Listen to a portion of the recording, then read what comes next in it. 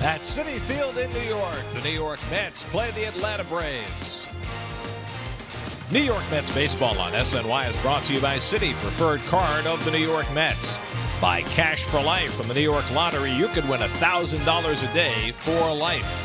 By New York 811, be sure you call 811 before you start any digging project, big or small. Make the 811 call. And by the Meadowlands. This Saturday is harness racing's biggest day of the year when the Meadowlands host the $1.2 million Hamiltonian Pastime at noon. Mets are back in town. They have to readjust themselves to life in the big city. You know, things move a lot faster here than they do in, say, Pittsburgh or Washington. Mets will try and get back up to speed tonight back in the big town.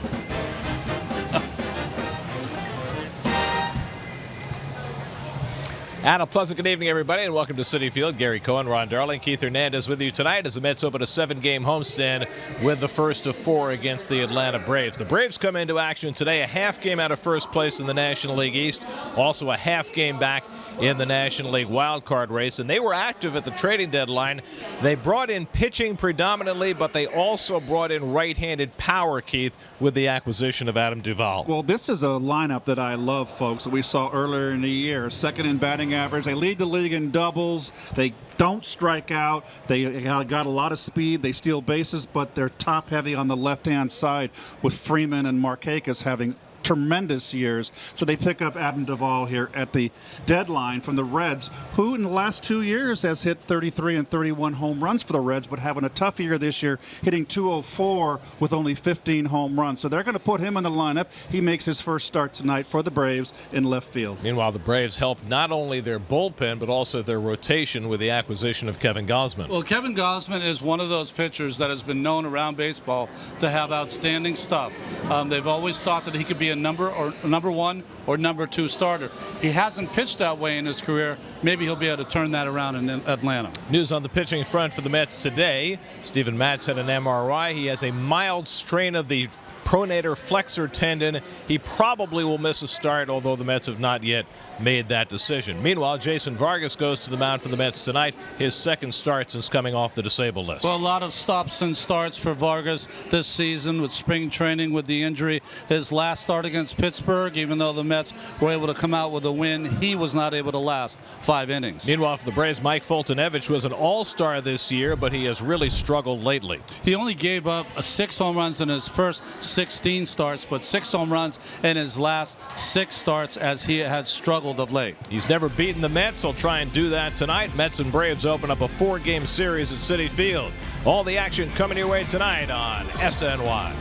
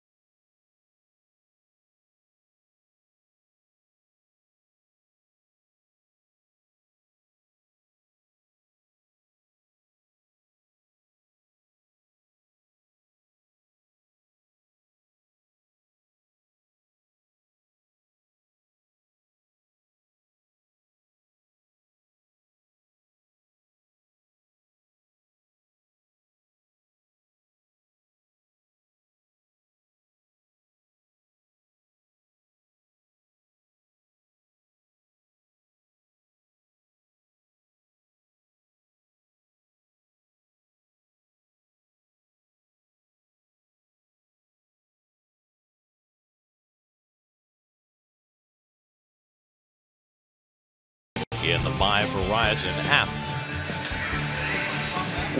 Marvel presents Noah Syndergaard's Thor bobblehead this Saturday night, August 4th, to the first 25,000 fans in attendance, courtesy of Citi. Last year's Thor bobblehead was named the #1 promotion in baseball by MLB and the #1 bobblehead in Mets history by SNY.TV. Don't miss out on this season's most exclusive item. Go to Mets.com/tickets to purchase your seats today. Milk for Baseball brought to you by T-Mobile. Cardinals scored 2 in the bottom of the ninth, both coming home on a Jose Martinez hit off Wade Davis. And they beat the Rockies for the second straight day, 3-2. Sonny Gray out. Lance Lynn into the Yankees rotation. They play the Red Sox tonight. Rick Ankiel trying a comeback. Maybe the Giants could use him. Johnny Cueto is undergoing Tommy John surgery. He is done for the year. Mets and Braves on a muggy night in New York. Come on back. First pitch is coming right up.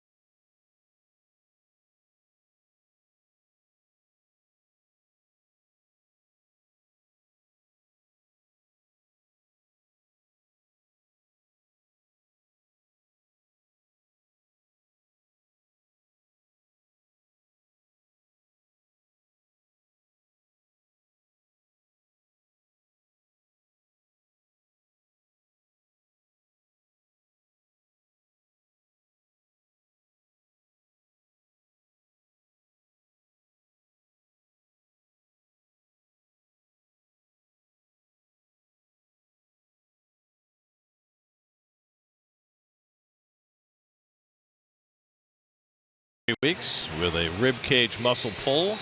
Back in the lineup for the Mets tonight and playing third base. There's your Braves starting lineup. Ronald Acuna moved to the leadoff spot after the All-Star break, and he has been red hot since then. Ozzie Albies also hot. Adam Duvall makes his Braves debut tonight.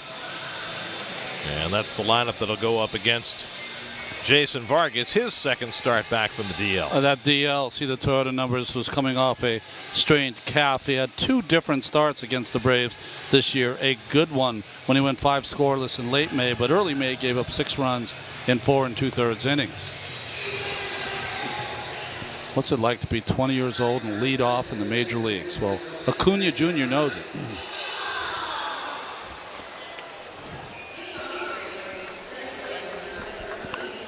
Well, Acuna and Ozzie Albies have kind of come back down to earth, but they're still having very productive seasons. The last game he played, he led off the game with a home run. Acuna hitting a .264, and Vargas's first pitch, a fastball in for a strike, and we're underway. Ronald Acuna missed a month with a knee injury. He was out from late May till late June, but he's back and fully healthy. The only strange thing about the 20-year-old Acuna so far in his brief big league career is the way he struggled against lefties. He's hitting just .203 against left-handed pitching, which is not that big a surprise, Gary. Rifles one over the bag, and he's got himself a base hit. That'll roll all the way down to the corner. And Acuna will take the turn as it gets away from Conforto. He heads for third. The throw is cut off, and Acuna is on third base to lead off the ball game. That ball snuck along the sidewall and eluded Michael Conforto, and that enabled Acuna to turn on the jets and get to third, and they'll score a triple.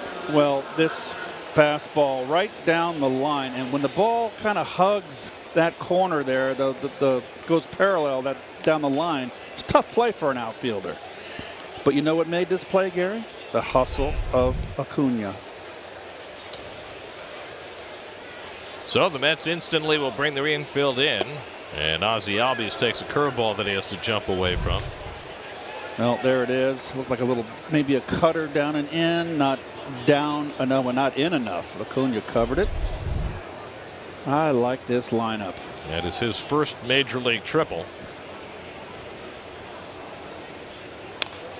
And Albies fouls one at the plate, 1-1. Albies 120 hits. That's 5th in the league. 53 extra base hits, 4th in the league. 30 doubles, 3rd in the league. 77 runs scored.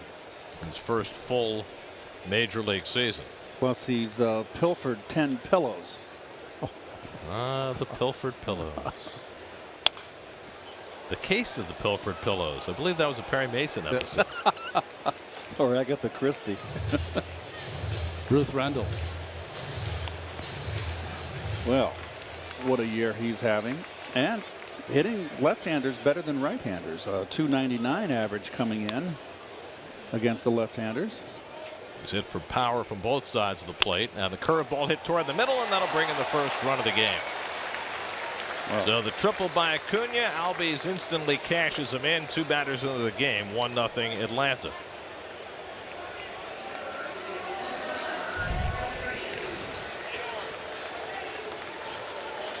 Wanted that down and in, and got it down on the outer half. Just not much bite to it.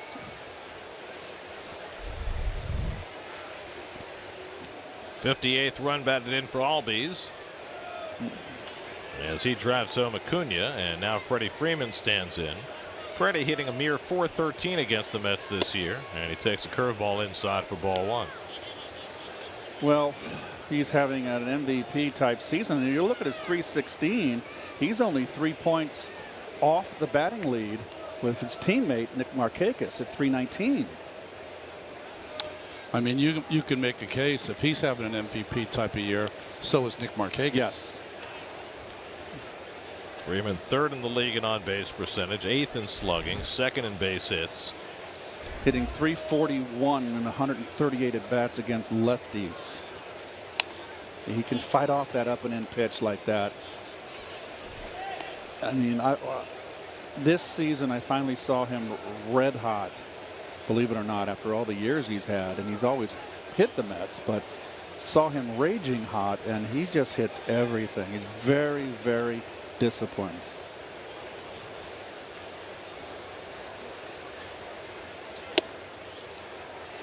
National League batting race is extremely close. Nick Markakis has the lead today. Christian Yelich had the lead yesterday, the Ford leaderboard. Yeah, Scooter Gennett came back to the pack. He was leading for a while. We'll see him next week with the Reds when they're in for 3 games. 2-1 to Freeman, with Vargas still searching for his first out. And he gets the changeup over for a strike. 2-2. Stu Sherwater from Saskatoon, Saskatchewan. Really? Has a big strike zone. Pitcher's umpire. Big as that, maybe that goalie net.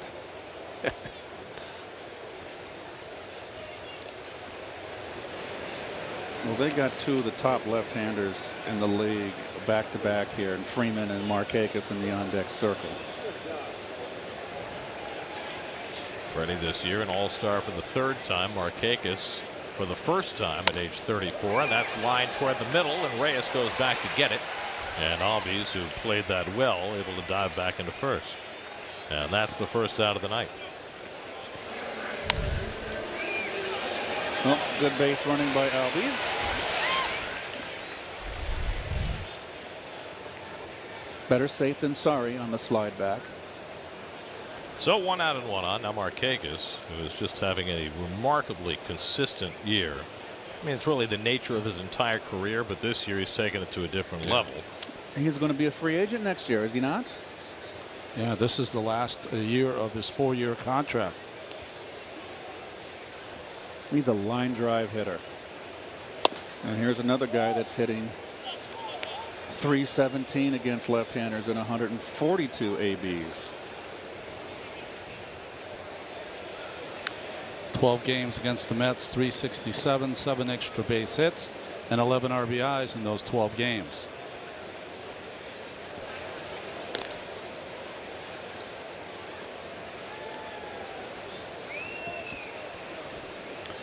When Markakis was with Baltimore, he was always a guy that would give you a lot of doubles. He had some seasons where there were 50 double seasons, but never that much power.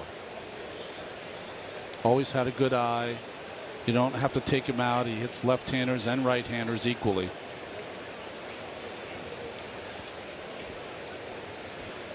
Markakis hitting .317 against lefties this year, almost the same as he's hitting against righties.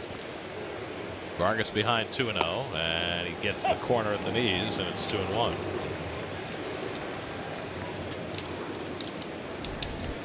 Adam Duvall getting set for his first plate appearance as an Atlanta Brave, waiting on deck. Second time Duvall's been moved right before the deadline. He went from the Giants to the Reds at the deadline a few years ago. And with delayed steal attempt by Albies, and he makes it safely. He got Plawecki back on his heels, taking off late. And yet another way in which the Mets have been abused by opponents' running games. That's 11 steals for Albies. Well, perfectly executed on that delayed steal. And that's it. You do 2 curl hops or crow hops, whatever you like to call it, and then go. How about at 21 years old doing that? Well, and that's outside. Markakis is on with a walk. And the Lexus Met defense. Todd Frazier back from the DL. First time on the DL for Mr. Frazier. Back at third base. McNeil is going to getting all the playing time at second base. And Batista, who played in Washington the last couple games at third, goes back out to right. So now here's Duvall. Braves sent 3 players to the Reds, all guys who've played in the big leagues. Matt Whistler, Lucas Sims, 2 pitchers, and Preston Tucker, an outfielder, to get Duvall, who hit 33 and 31 home runs the last 2 years, 15 this year, and his average is down to 205. And he's a big, strong guy. Obviously, in 33 home runs, he drove in 100 runs that year. It was 2 years ago. Last year, drove in 99 on 31.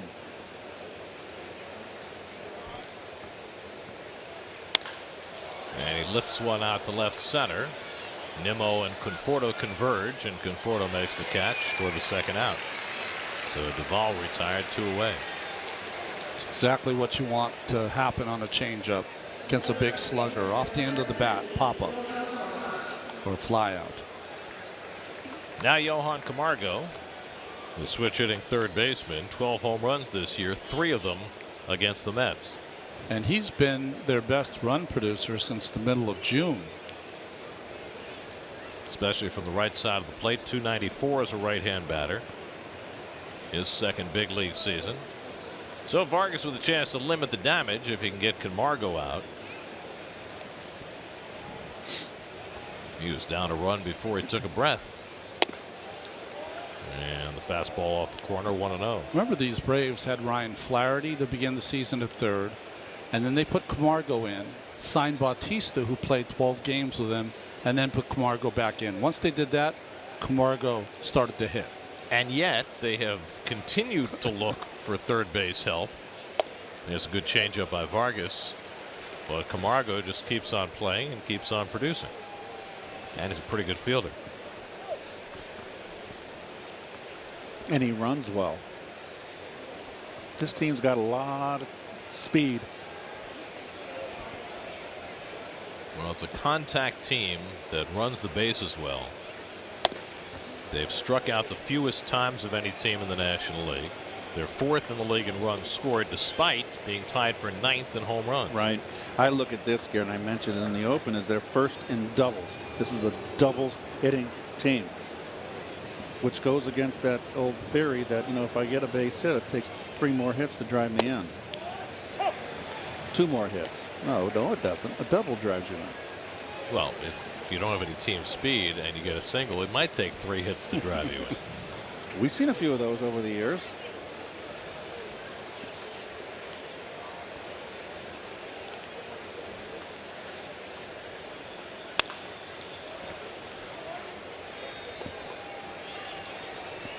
Jason Vargas' first inning ERA coming into today, 14.40. Would actually go down if he's able to get the next man out and prevent a second run from scoring. Wiggle out. Baby steps. 2 on, 2 out, 2-2 to Camargo. And the curveball struck him out. Side retired. So Vargas able to escape further damage. Braves get 1 run in the first. Mets come to bat down 1-0.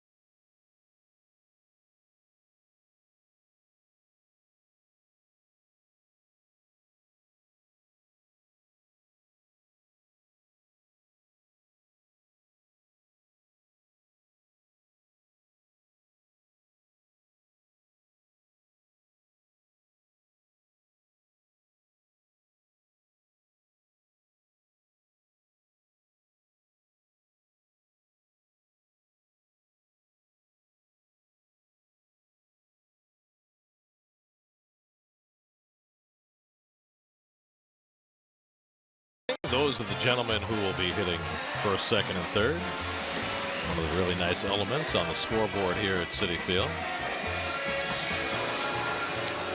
Here's a Geico Mets starting lineup in, print as opposed to pictograms.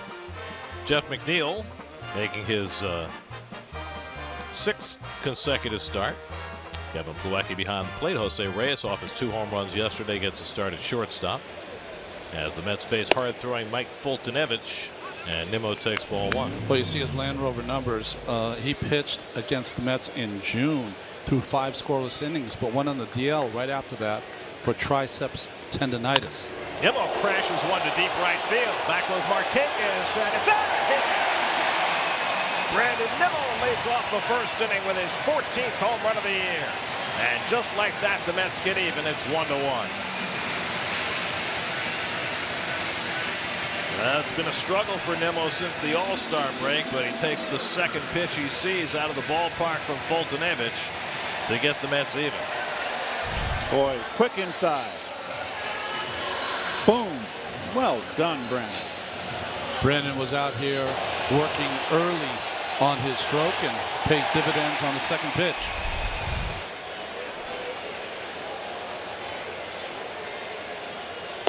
Now Bautista takes a strike. Heath, we've talked so much about the way they've been pitching Nimmo, and you've been talking about him being ready to hit the pitch inside.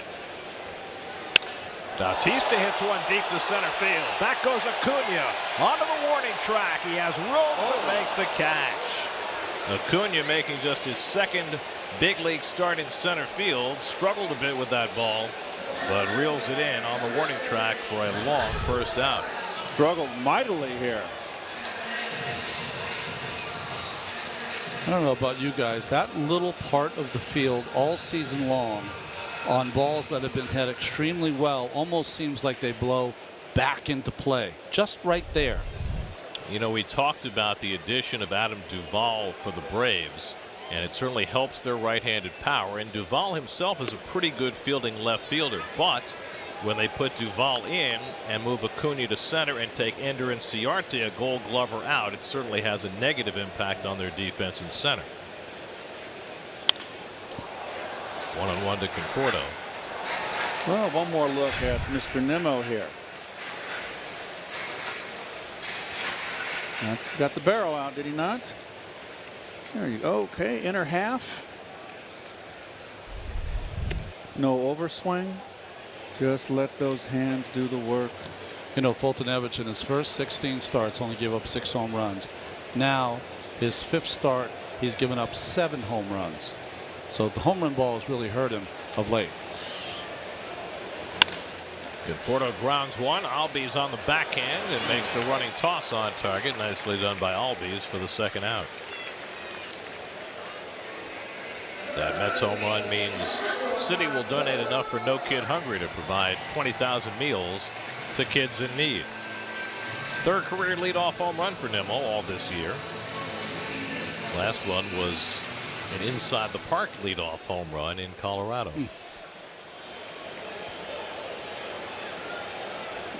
Well, he's a hustler. There's no doubt about that.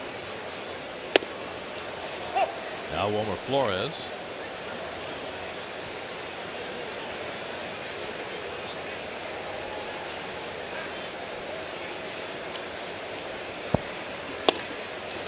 And he takes a slider for a strike. Slider for Fultonevich has been a very difficult pitch for anybody to hit this year. He's always had good stuff on a golden arm. It's just been his command. He's always been wild. And the Jeep Braves infield. Oh, Freddie, yes. Freddie hasn't won a Gold Glove, but he can pick it. I don't like that's too old a vacuum cleaner. Markakis, of course, a Gold Glover. And Acuna, as Gary mentioned, 2nd start in center field. He had 124 starts in the minor leagues. But you're not a Bissell fan? So he's not exactly in a, no, I'm not. Or a full of brush. I think he's a Dyson guy. I am, as a matter of fact. Fultonevich has always struggled here. 7 home runs he's given up in 4 starts. ERA north of 10. Homer hits a sharp ground ball. Goes right under the glove of Swanson to prolong the inning. He's wasn't ready for that one. Boy, Swanson in position, but the glove was too high and the ball was too low, and it's an E6. Yep. Let's see. See, the glove was up. Up. Got to get it down. Right now, get that ball. He was anticipating a big hop. He didn't get it. 8th error of the year for Swanson. So it gives the Mets a 2-out base runner. That's pretty good for a shortstop. And here's Todd Frazier, his first at bat since the 9th of July after his 2nd stint on the disabled list this year. Guy who had never been on the DL before this year. First went down with a hamstring and then more recently a rib cage muscle strain. Played 2 games on rehab, pronounced himself good to go, and back in the lineup at 3rd base tonight. And he flies one out to right field. Should be easy for Markakis. And that retires the side, but the Mets get even on a leadoff home run. Brandon Nimmo, his 14th home run of the year, his 3rd leadoff shot. 1-1 after 1 at Citi Field.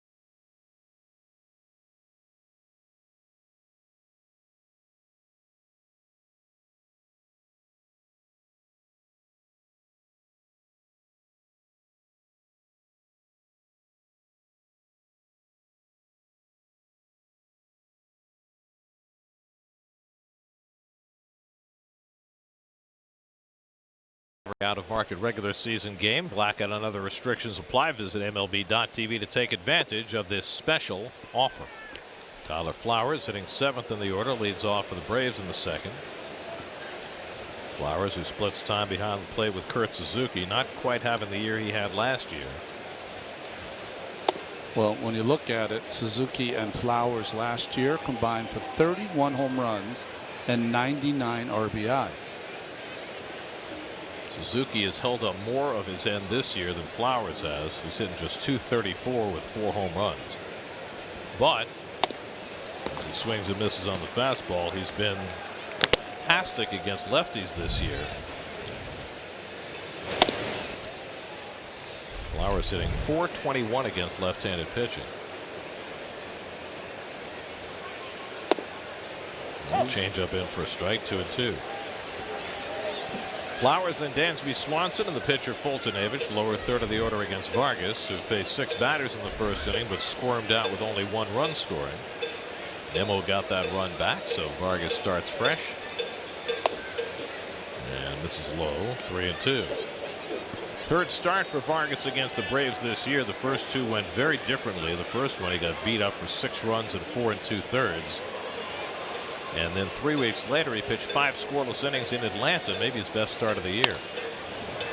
Pop foul off the right side. Flores gives it a look, but that'll go out of play.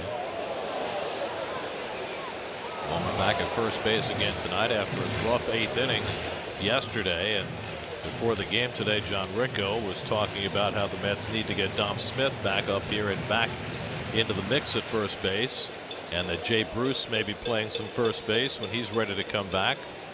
That's not directly on the horizon. 3-2 coming, and there for a call, strike 3. Flowers caught looking, and Vargas has his 2nd consecutive strikeout. Well, that's what you like to see from Vargas. More use of his fastball, more ability to throw his fastball for strikes. The Mets faced Tommy Milone yesterday, who got by throwing a lot of pitches on the corner with his fastball for a strike. Vargas did that there.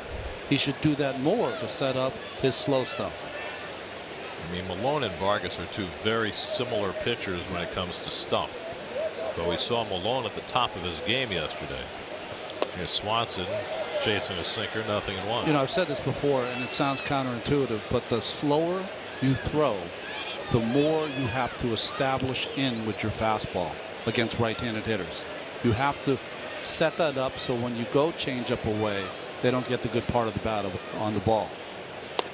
And there's taking a little bit off. 2 fastballs, and he swung right through them. That would be a little frustrating. I'd have to shake my head and go, what am I doing wrong? It was a fastball, but it was an 84-mile-an-hour fastball. BP fastball. Yeah, and he goes to the changeup and strikes out Swanson on 3 pitches. So a bit of a tease there from Vargas. Went slow, slower, and slowest, and he's got his 3rd consecutive strikeout. This is a perfect pitch. It's on the outer half. The ball starts on the corner, ends up about 4 or 5 inches off. If he could dial it up every single time, that's the pitch he'd throw. Foltynewicz just 2 for 35 at the plate this year.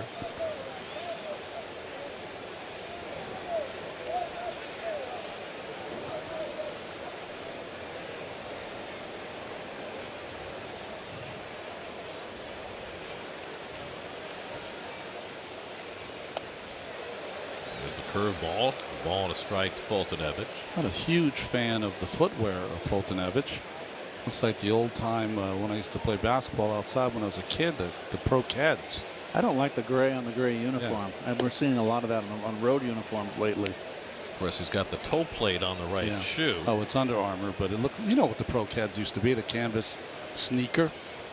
Are those metal cleats? Yeah. Oh, how about that? Better be. I've seen the hard plastic. But not the pitchers. Pitchers always wear okay. spikes. Yeah. So I would want metal cleats. You'd have to. I don't know how you'd pitch it in plastic spikes, would you? No, couldn't. I'd want the metal so I can really dig in. Because we talked about it a couple homestands ago, how that on deck, the batter's box is really thick clay, and it's hard to get a to dig in. Yeah, but they let you dig in now. Nobody throws the ball at your head if you dig in.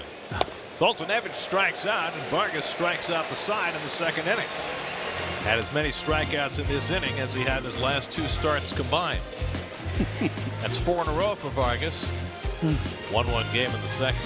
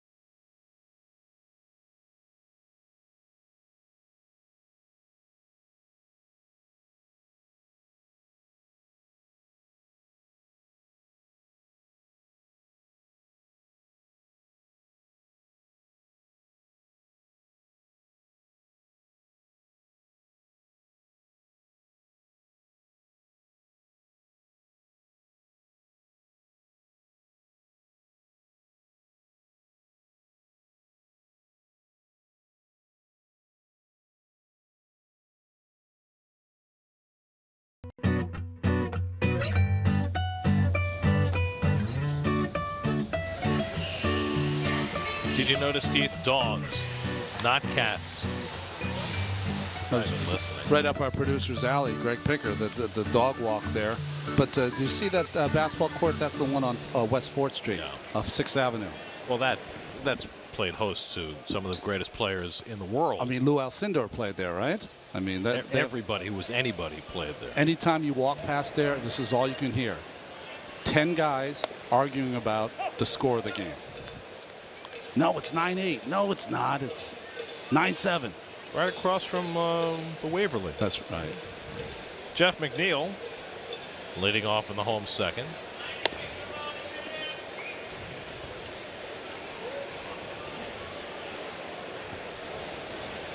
So, Keith, I think you missed the discussion about cats and dogs. Oh, I did. You know I'd have chimed in.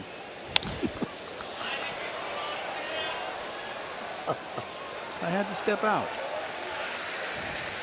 Well, the folks saw you put your headset on. Oh. When we came on camera, so they knew that you weren't engaged. I mean, after my bite on my chocolate chip cookie? Is that what that was? Now I understand. You're forgiven. McNeil hits one back to Fultonevich. Nice grab for the first out. Ooh, boy, it is a sweat box here, folks. It's good playing weather right here.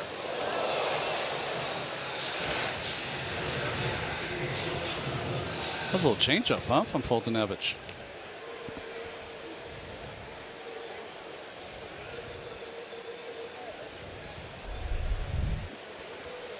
"26 years old, Sterling, Illinois product." I don't know what Sterling, Illinois. I have no idea. Looking at me, I have no idea. Here's Kevin Plawecki, who's also from the Midwest. I'm going to look it up. Come on, give it to us, Keith. I'm going to see if he's a Cub fan or a Cardinal fan.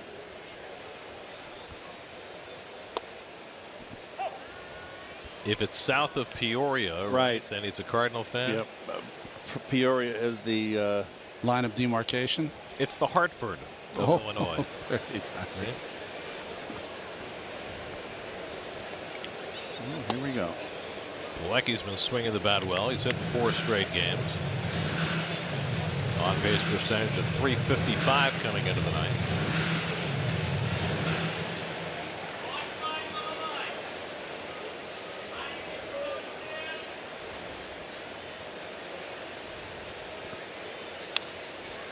The way Fultonevich flaps his glove when he's getting a sign, is that the same as fanning your glove to try and keep pitches from being stolen? The one guy I remember, Ryan Dempster, was the first guy I remember really moving his glove around to disguise what he was doing because he wanted to make sure that he did not give away his pitches.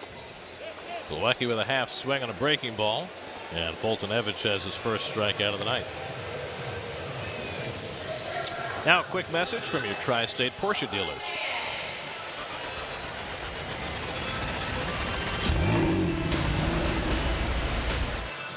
See, when you hit leadoff home runs, you can drive the Porsche. See, I'm being very stereotypical. I would factor Nimmo in for a big truck.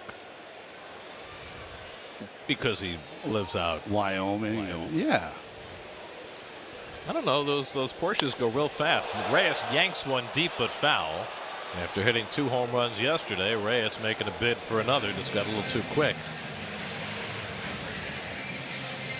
Reyes yesterday became the first man in history to hit home runs from both sides of the plate in a game he did not start. Phillip Evans started the game. Phillip Evans is now on the disabled list with a fractured leg. Good changeup by Fultonevich. It's a non-displaced fracture, so it's not as serious as it could have been, but it's still going to be a month for Evans. That's a tough break today. That DL move made room for Todd Frazier. And it skips out of the way, 1 and 2. It was a clean slide. We were all in agreement. I was surprised how animated Mickey Callaway was at insisting that it wasn't a clean slide. They filed a complaint to the commissioner's office, evidently. That's pulled down the line, and Freddie Freeman smothers it and beats Reyes to the bag. That retires a side. Freddie Freeman continues to try to enhance his candidacy for a Gold Glove. Oh, that Bissell. Dyson. 1-1 after 2.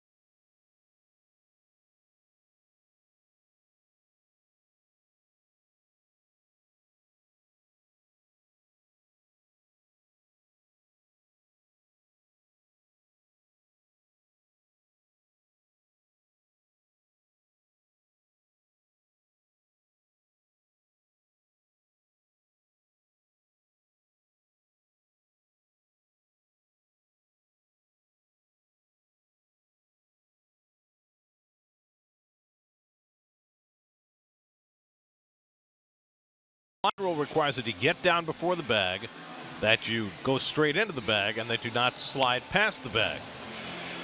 And it certainly appears, though, Adam Eaton did all three of those things. The only thing, if we can show that one more time, is I did not see this yesterday.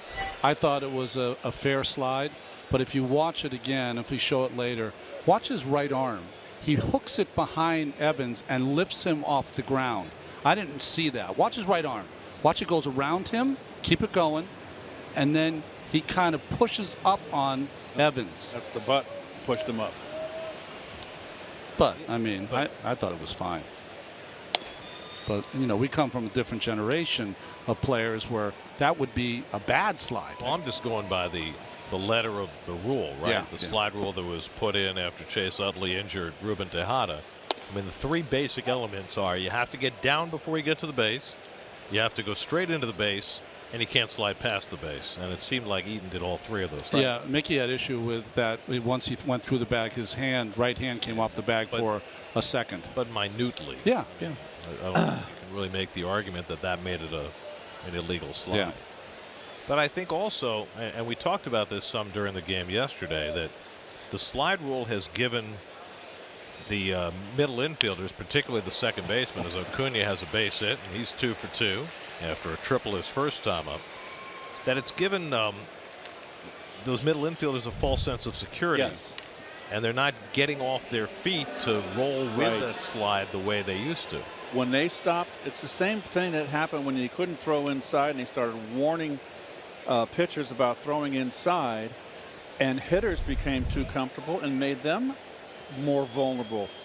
Found a lot of hitters that didn't know how to get out of the way of the ball. Here's Ozzie Albies. Albies had a base hit up the middle to drive in the Braves run. And you know, I'm starting to grow a little tired of saying certain players are versatile. They can play every position. You can put them at the position. It doesn't mean they can play the position. There's a difference. Sometimes I think, you know, having that's great, but when you have, they want to have among 2 or 3 players like that, I think a lot of managers is just trying to pretend they're geniuses. Oh, And boy. a pickoff. Flores makes the throw high, and Acuna gets in safely. Well, Vargas did his job. He picks off Acuna, but Flores is thrown nowhere close, and Acuna steals the base. Well, Wilmer gets in, and comes to the ball, and cuts the angle out. Now, when you come to the ball, now that takes Albies out of the way of your throw. It's just a bad throw by Wilmer. Did you see Acuna, though? He ended up on the grass part while he was running to cut down the sight lines for Wilmer. So we've seen 2 smart base running plays now by the 20 and 21-year-old Braves, Acuna and Albies. Albies lifts one to center field, deep but playable for Nimmo. Tagging is Acuna. He'll head for third. So it's a productive out for Albies. He gets Acuna to third with 1 out.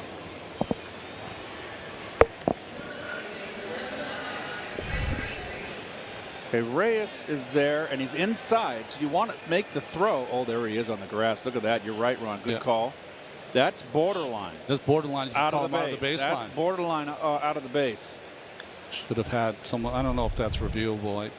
Too many things reviewable. But going out of the baseline is only illegal if you do it to avoid a tag. Now, if Wilmer had hit him in the back with the throw, that would have been different. Okay. Right. All right. Okay, I didn't know that, Gare. Infield in. Freeman the batter. And it's pulled foul. We're gonna let you. It's like running to first base, right? If you don't stay in the lane, it's legal unless somebody hits you with a throw, and then it's illegal. Well, look at those numbers against the Mets. I don't need to. They're right there. You can read them, folks. It's With runners in scoring position. devastating. Over 1,200 OPS. So Vargas pitched Freddie inside with around 3 fastballs in. He missed with 1, 2 for strikes. Let's see how he goes after him this at bat.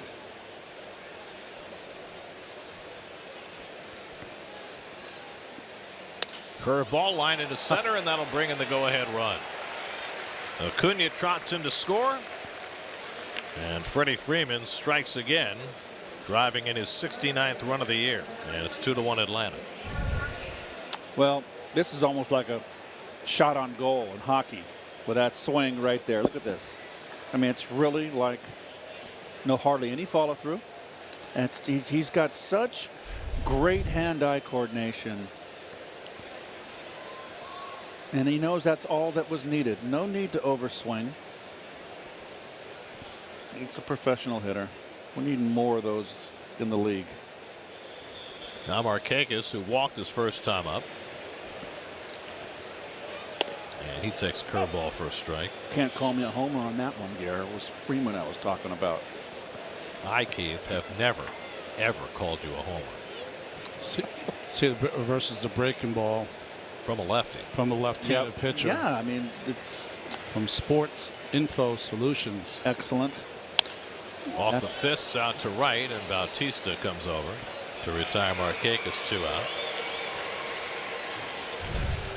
I don't think Freddie gets enough plaudits for his ability to hit the bad ball. You know, I think just juxtaposed him to Joey Votto, a guy that never really goes out of the strike zone when guys were on base to drive them in. Freddie's just the opposite.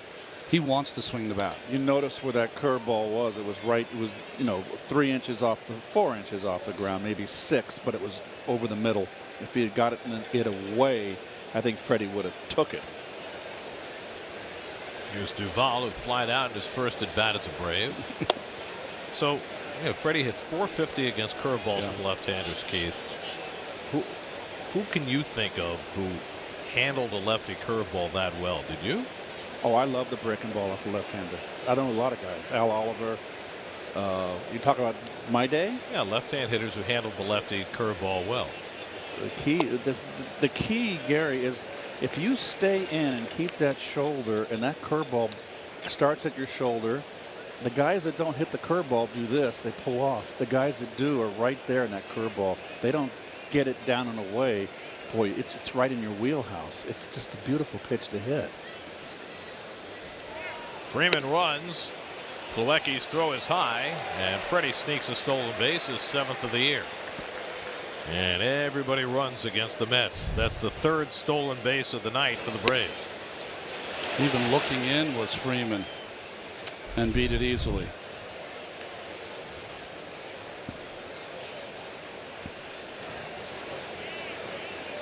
Matz and Syndergaard 1-2 in the league at giving up stolen bases. And now Vargas walks Duvall, put 2 men on. Kind of a late slide by Freeman. Funny slide. He's a long-legged kind of athlete anyway, and really jams that left ankle into the bag. He ran on a 2-0 count. It's a good count to run on against a left-hander. You know why? Because all they care about is the pitch. They get behind in the count. All they're concentrating on is the pitch. They forget about the runner. So now Vargas in the same spot he was in the first inning, trying to limit the damage as he faces Camargo with 2 out and 2 on. He struck him out first time up. And comes low and in with a curveball, 1-0. The game has changed so much since we've been in the booth that we don't even talk about this anymore. When you face a guy like Vargas, there used to be a way of trying to shoot him up the middle or to right field because most of the pitches are going to be in the outside corner. Camargo lines one to the gap in right center, and that'll go all the way back to the wall. Freeman is in. Duvall being waved around third, and he will score without a throw. It's a 2-run double for Johan Camargo, and the Braves now have a 4-1 lead. Shot into the hole, all right. Yeah, that was the approach I was talking about. Right fielder in the center field. Going right with this pitch and driving it to the opposite field. This is why I like this lineup. They're a bunch of line drive double hitters. And I tell you what, Duvall can run. Look at him. There's nothing wrong with that.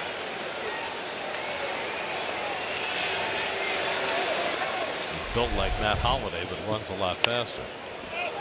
Flowers pops one up near the plate. Plawecki backpedaling, gets no help and can't catch the ball. It's a foul ball. Frazier not there. Flores not there. Plawecki left to his own devices.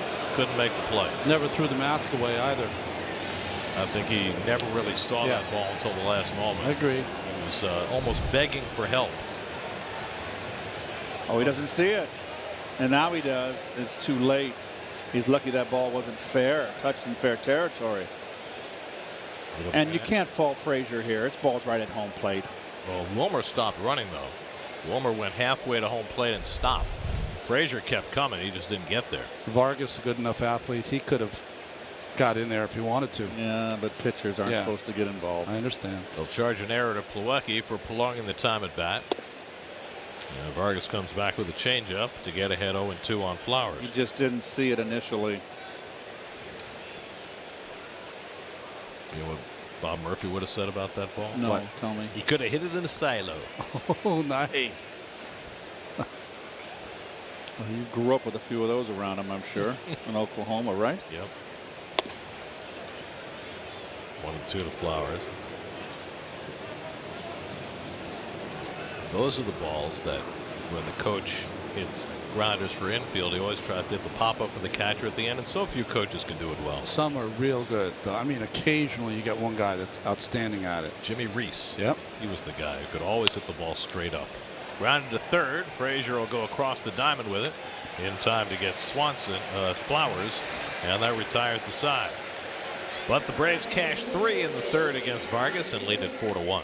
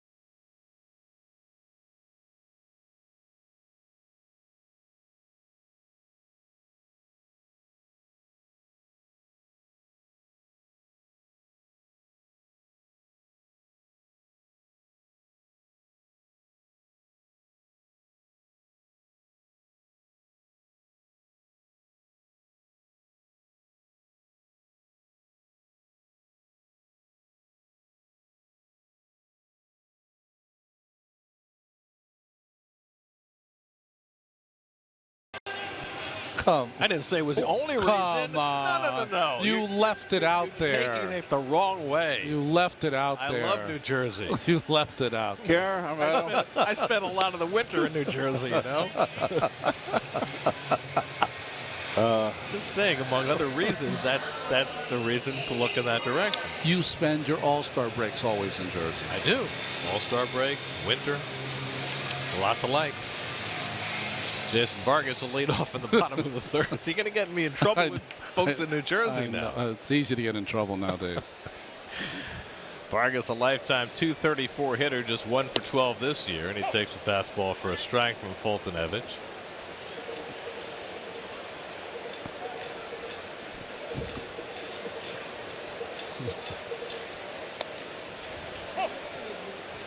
Curveball in for a strike, and it's 0-2. Brandon Nimmo on deck, and then Jose Bautista for the Mets in the home third. Fultonevich rushes it up there at 97.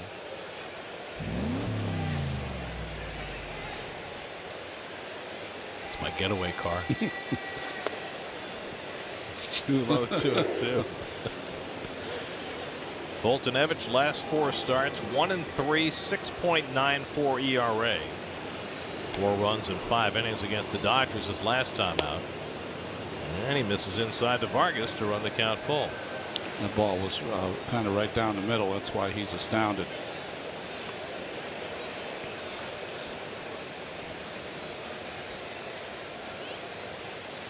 And Vargas grounds one to third. Camargo makes the play, 1 out.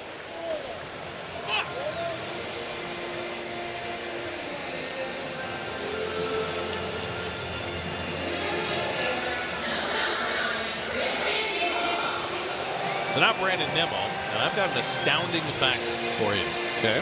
And this is a Dave Freed special, because none of us would have ever thought of this. Brandon Nimmo in the first inning hit his 14th home run of the year on a 1-0 pitch. It was the first of his 14 home runs that he's hit ahead in the count. He lifts this one to shallow center, and Swanson backpedaling to get it. 2 out. 8 times he was even in the count. 5 times he was behind in the count. But the home run in the first inning, the first time he was ahead in the count. That's remarkable. Isn't that remarkable? I mean, that's when you're supposed to hit your home runs. Good to have you back, Dave. Dave, what on earth made you think of that? That's what I want to know. That's why he's one of the greats. Don't say anything more nice about him. His head will swell like you can't believe. We'll say Bautista hit one of the warning track in center field that Acuna caught his first time up. We'll say now 0 for his last 12. And takes a fastball to 98. 0-2. He's got a great arm, always has. I mean, he just is always wild as a March hare. I know you guys like that. I throw it in there. I haven't used it in a while. Lewis Carroll appreciates it. But he's kind of become a little more refined. He's been a late bloomer. All-star this year. They got him from Houston, correct, Gary? Evan Gattis deal. That's right. That's before the 2015 season. You know, when they traded all those players, you know, they've got some here on the team. Fulton-Evich, I'm talking about Andrelton Simmons and others. Fulton-Evich, Dansby Swanson. Sean Newcomb, the left-hander, was for the trade for Andrelton Simmons. Pick if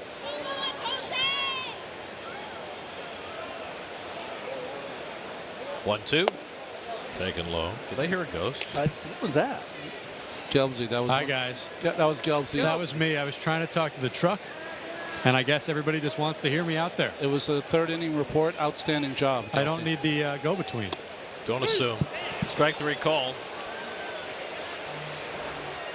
Bautista strikes out looking. Second strikeout of the night for Fulton-Evich. 4-1 Braves after 3. We'll keep it here for the veteran of the game. First Data salutes our veteran of the game. Thanks to the greatest military force across the globe, America remains the land of the free and the home of the brave. During each Mets home game, we recognize a veteran of the game. And here's our honoree.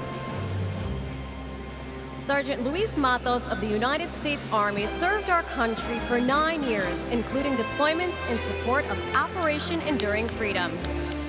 And here he is, our Mets veteran of the game, Brooklyn native and lifelong Mets fan, Luis Matos. Presenting Luis with an American flag that has flown over Citi Field is Mets shortstop, Ahmed Rosario. First Data salutes those who serve.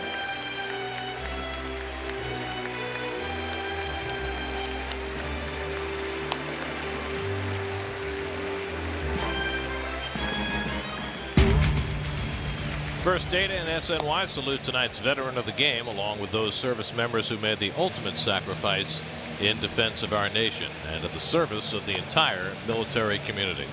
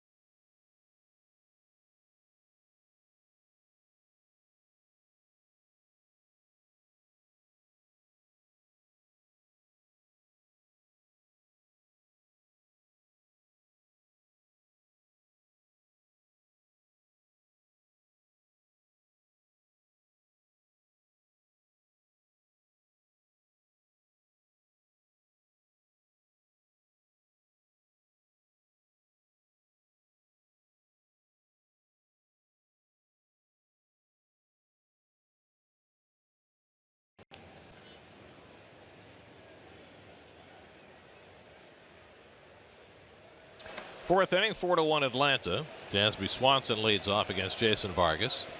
Swanson struck out his first time up. And he flies this one out to right, chasing Bautista back a few strides. 1 out.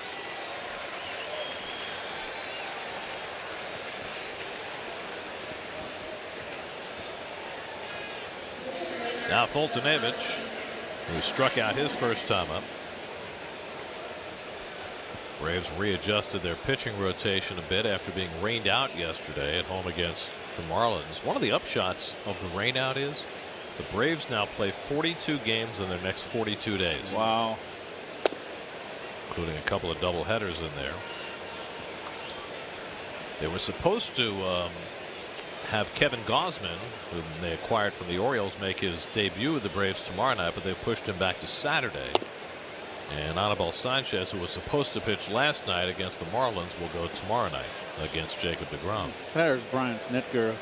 He has done a wonderful job with this. And a good guy. I mean, he just took over the ball club, and this is his first full season, correct? Yep. And with all the new managers with no experience, they've played wonderfully for him. I'm happy for him. He's a good guy. Snit had so much minor league experience. Yes. 42 years he's been with the Atlanta Braves. But I was going to say, he's probably done the best job of any manager in the NL East. Well, think about this. With all the focus on bringing younger managers in and guys with that experience, the two guys in the last 2 years who've taken over teams midstream, Snitker and Jim Riggleman in Cincinnati, probably have done as good a job as anybody. That's right. Fultonevich strikes out for the second time. That's 5 tonight for Vargas, and there are 2 out of the inning. This Sunday, August 5th, is a McDonald's Family Sunday when the Mets take on the Braves at 1:10. All fans in attendance will receive a Topps commemorative baseball card pack. Plus, all kids 12 and under can run the bases after the game in the Mr. Met Dash, courtesy of Northwell Health. For tickets, visit Mets.com/tickets. Here's Ronald Acuna, who's already put his mark on this game.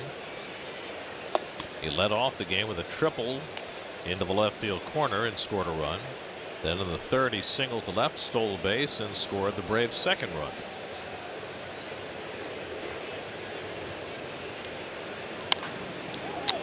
In fact, Riggleman and his Reds are in Washington. Remember, it was Riggleman who was at the helm of the Nationals when they went through 11-1 stage where he asked for the option to be picked up by Mike Rizzo.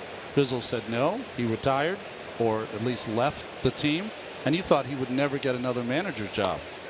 Reds are now 45-45 under Riggleman.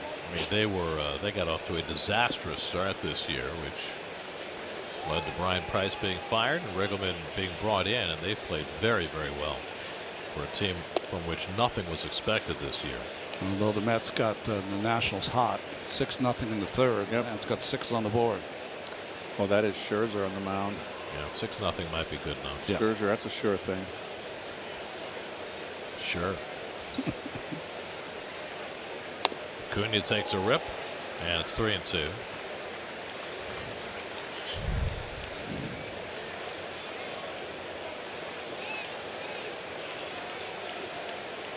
Triple bell loop.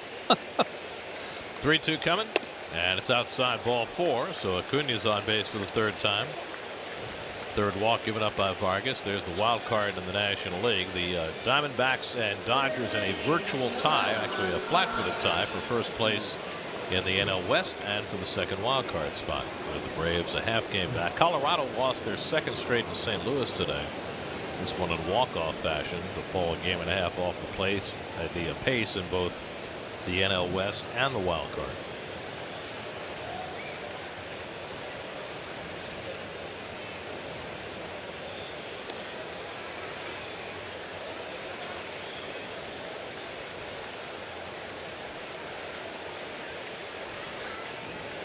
Albies stole second after singling in the first inning, a delayed steal. Acuna, who's at first, executed a straight steal, and here they are on top of each other. There's the straight steal. Now watch the second, which is Albies here, and that's the perfect execution of a delayed steal. You see him take 3 curl hops. And when Albies pulls one down the line, That ball heads toward the corner. Acuna racing for third. And he'll be held up there by Ron Washington as Conforto got it in. And Acuna scrambles back into the bag. Albies has his second hit of the day, his 31st double of the year. Well, Conforto does a good job cutting this ball off. If this ball goes to the wall, or it's a run. Acuna can fly. May I remind you that these two gentlemen are 20 and 21 years old, and the Mets are going to be watching them. Yes, they are. For the next who knows how many years. Both just completely ready and talented, and they are making their mark. Well, let's see how Freddie fares here. This is his kind of bread and butter, a left-hand pitcher, a RBI situation. This is where he thrives.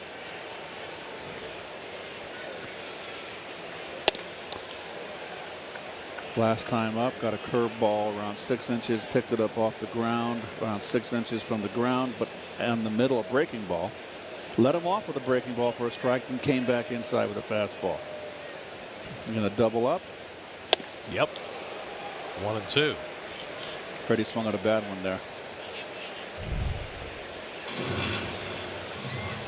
I mean, you're almost forced to come inside, Ron. Yeah. You know, after you hit your breaking ball. Unless you throw it off the plate. And he came back with a changeup to strike him out. And Vargas gets out of trouble this time. His 6th strikeout as he gets Freeman with a couple of men in scoring position. Better job by Vargas. Still 4-1 Atlanta in the 4th.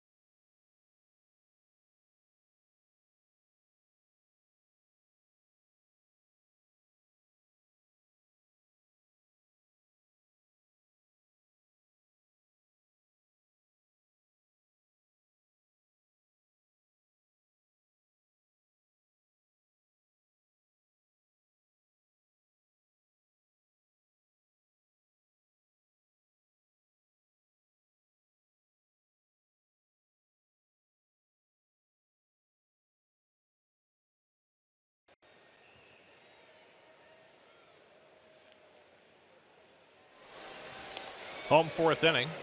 Michael Conforto leads off against Mike Fultonevich.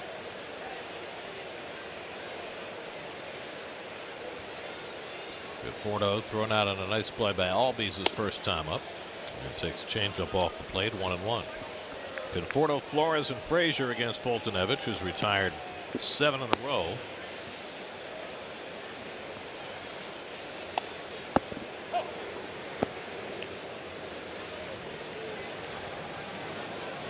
You'd be sweating through your T-shirt there. He's got a long sleever too. Conforto has to bend back, 2-2. Notice the double tap in the glove there? Yeah. Oh, I didn't see it in the other pitches, which were all secondary pitches.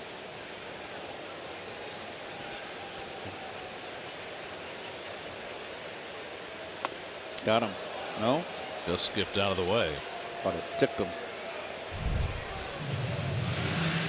That toe plate on the inside of that right toe. Well, it's to protect your shoe, so you don't have to. You can go through a half a season or so with the same footwear.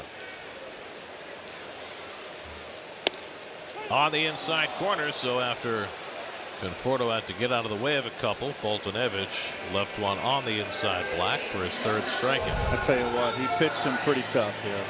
Got ahead of him with backdoor sliders, a slider to lead him off, then a changeup, then missed with it, got to 3-2, and he paints his wagon on the inside corner. It could have gone either way. Got to tip your hat there. Stu Surewater ringing up Conforto for the first out. And now Flores, who had a ground ball right into Swanson's glove for an error his first time. The way talking about Fultonevich tapping the Yeah. well, there was a pretty good Braves right-hander who did that routinely. Pretty good. He won 355 Maddox. games. Yeah, you know. Maddox. Didn't quite throw as hard as Fultonevich. Didn't have to. Your Spectrum high-speed pitch tonight, it's no contest. It's about as big a walkover as we've had all year. That's hit hard, base hit for Flores. That'll just past the glove of Camargo. And the Mets have their second hit of the night. A one-out single for Wilmer. Well, Wilmer's been quick inside. He's been having trouble away. Just looks like Wilmer's been trying to pull and looking for something that he can handle out over the plate in. So 1 out and 1 on. Now Todd Frazier's second at bat. Flied out to right in his first at bat off the disabled list.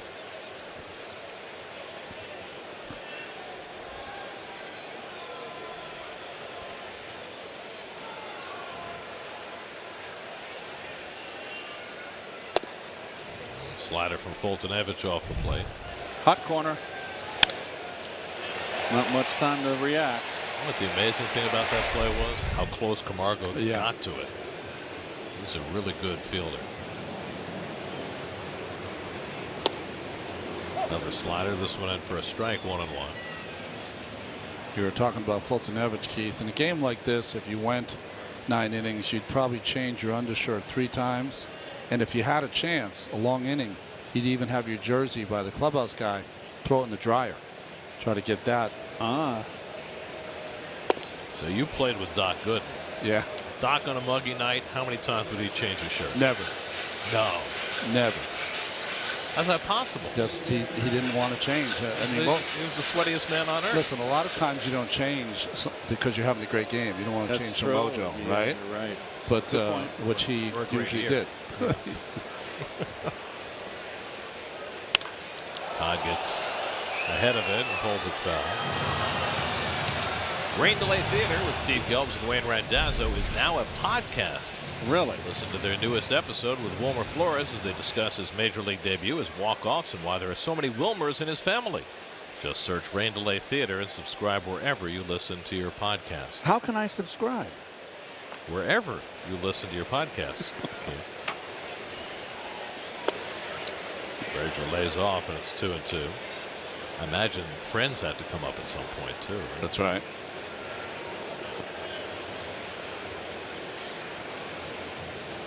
Walk-offs. I knew the day would come, the commodification of Rain Delay Theater. Oh, Frazier down to the changeup. Wow. Fourth strikeout for Fultonevich, and there are 2 out in the inning. That would have been something I never would have seen from him 2 or 3 years ago, Ron. Yeah, I always thought a changeup righty to righty was a dangerous pitch, but when you only use it sparingly, certainly worked. Wow. Now Jeff McNeil, who had a comebacker his first time up.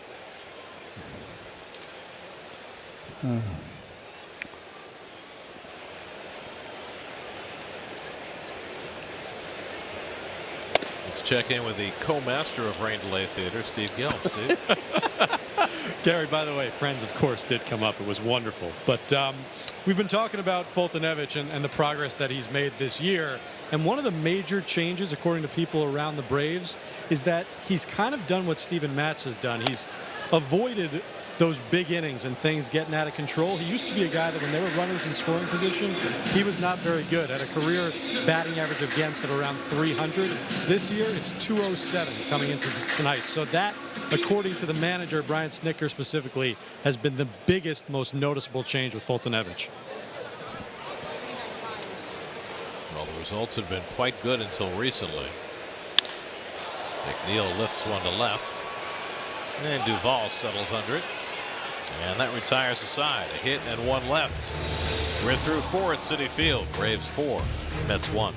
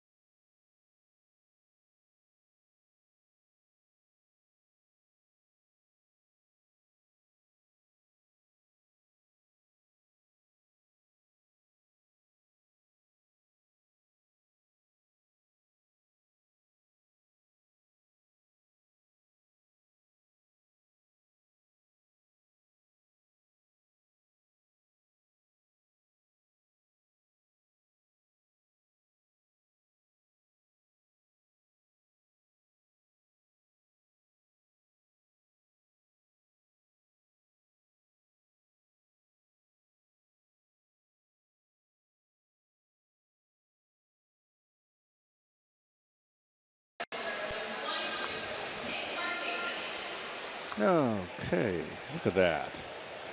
Big City at twilight.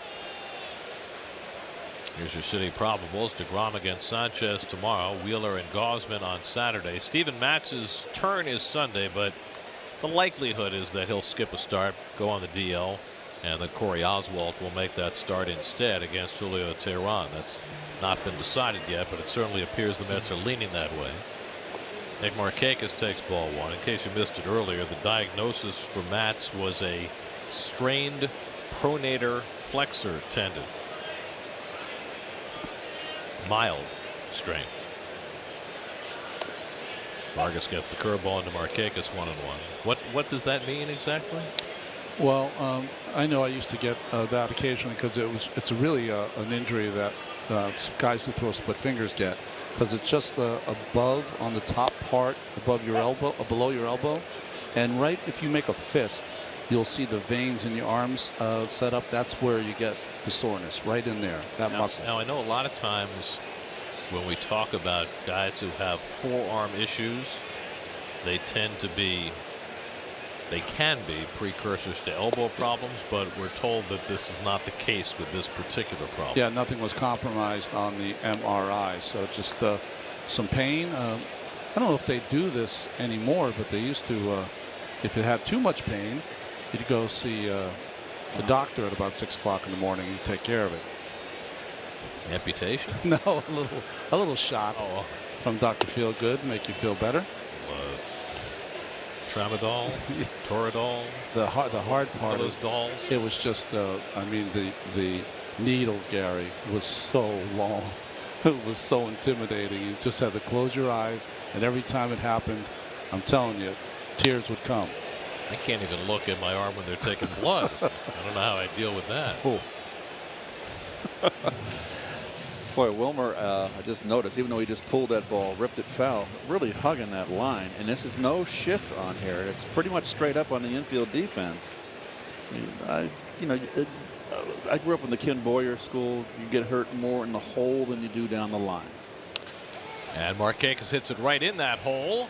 Hustling over to cover Vargas, and he beats Markakis by half a stride. As advertised by Mr. Hernandez. Pass down by Mr. Boyer. Good hop, though. Big hop. Wilmer got there nicely. Nice feed. Perfectamundo. Hit the bag, get out of the way. You get on the inside of that bag. Textbook by Vargas.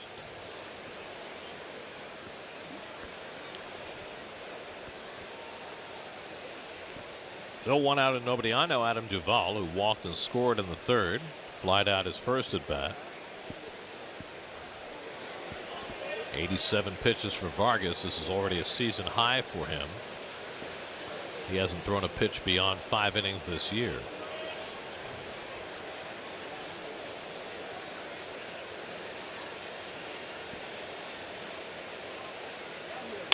And Duvall gets under one to center. And Nimmo squeezes it 2 out. It's the Hambletonian this weekend, you know. It's the biggest day in harness racing. Is that named after Alexander? Alexander Hamilton? I'm not quite familiar with who that is. Oh, we're getting silly. I'm sweating like a hog up here. Jeez. Oh. Just the way we like it. Right, Ronnie? Makes this, my elbow anyways, feel normal days like this. I should wear that that rubber belt around my tummy. I can drop some inches around the waistline with weather like this. Yohan Camargo doubled up the gap in right center his last time up. The Booth Diet. That's your next book. Just lay off the chocolate chip cookies. Yeah. The ice cream too. I did today. That's true. You were the only one in the crowd. Turn it down. I did the push-ups away from the table. You didn't succumb to peer pressure. Well, I'm packing a little. Like the last road trip, for some reason, I put on around 4 or 5 pounds. Did you do? What is it? Permanentes? Did you do that sandwich? No, I had dinner with Greg. We had had a very large meal in Washington. We had dinner with Greg Picker, who can wipe out a plate like no one on this earth. And into the desserts. He loves his desserts. Good changeup by Vargas. And he takes care of Camargo to end the inning. 7 strikeouts for Vargas, matching his season high. Halfway through, 4-1 Atlanta.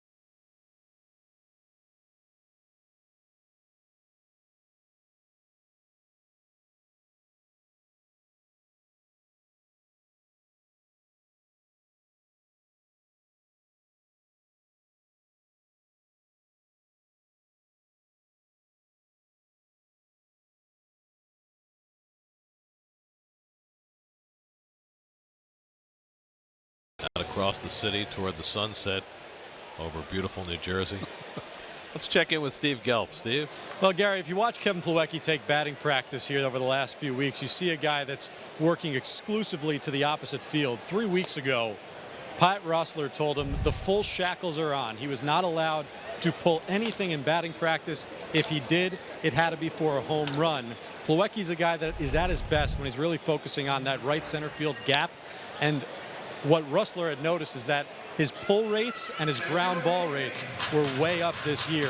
So by focusing more and getting that alley back opened up, he's really started to come on a little bit as of late. In those 3 weeks, he's now batting .307. So it's safe to say that's going to be the plan for the time being. Grounds this one weakly down to third. That wasn't in the plan.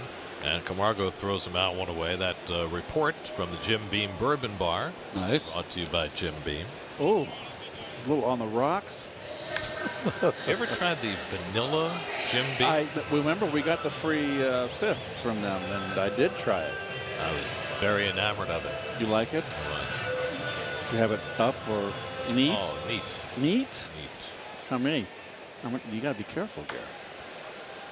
Small doses. Reyes rips one past Freeman and into right field, to base hit. Markakis can't cut it off. Reyes will go to second.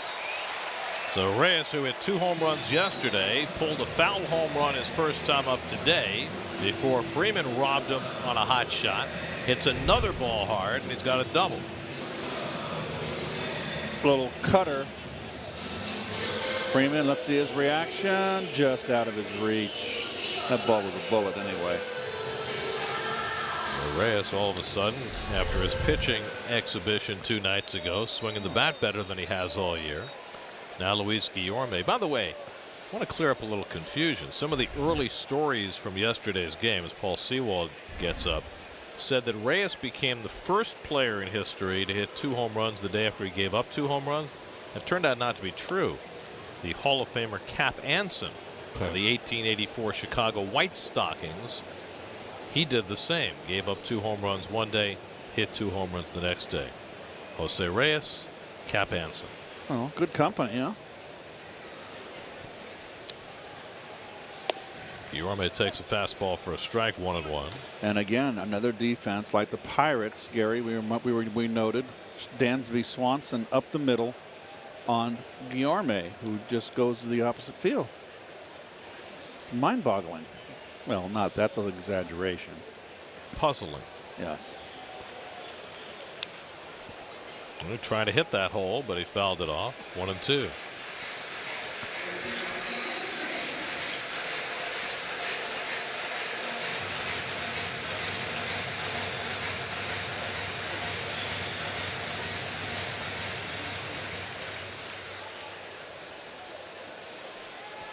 Adam Duvall, little sideways as he sets up like Greg Luzinski used to. Interesting, because he's closer to the line. If the ball goes in the gap, I'd like to see what his initial step would be. Yeah, he's perpendicular to the batter. If he has to go to his left. Very. Who are these people teaching these people this stuff? I would imagine that's something he had to have come up with on his own. I guess. I don't understand the logic. But you remember Greg Luzinski used to do the same thing. He would face the line, maybe not as extreme as Duvall. Because he had Gary Maddox in center. He had the Secretary of Defense.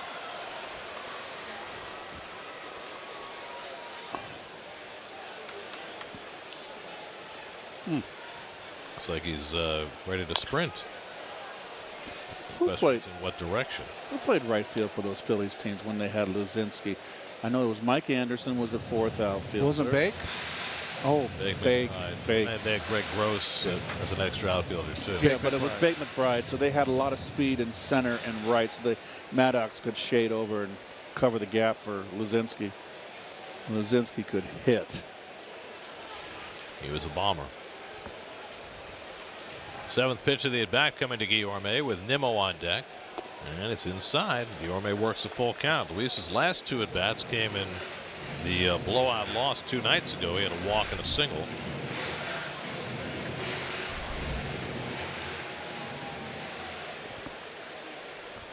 forcing Fultonevich to work a little harder here in the 5th inning. Reyes at second with 1 out.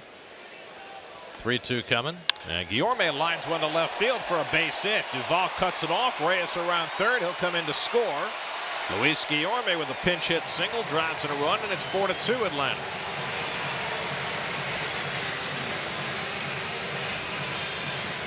He's had some better at bats the last few days since he was recalled. Well, he got a ball away and they've been pounding him in. And that's his game right there. It's a lot like Wally Braxton. But with a couple notches above. With the beard.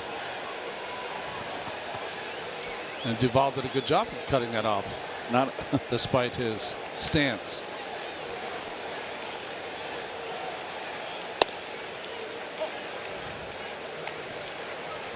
Brandon Nimmo delivered the keynote for the Mets tonight with a home run leading off the 1st inning. Popped up in the 3rd. Nimmo the tying run at the plate in a 4-2 game.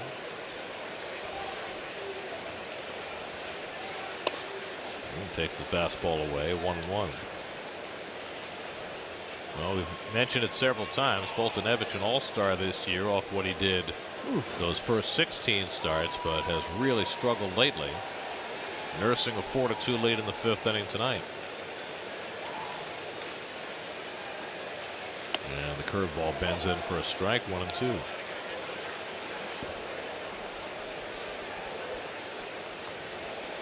Well, the way Guillorme now pinch hitting this year, 3 for 9 with 4 walks. So on base 7 out of 13. That's awfully good.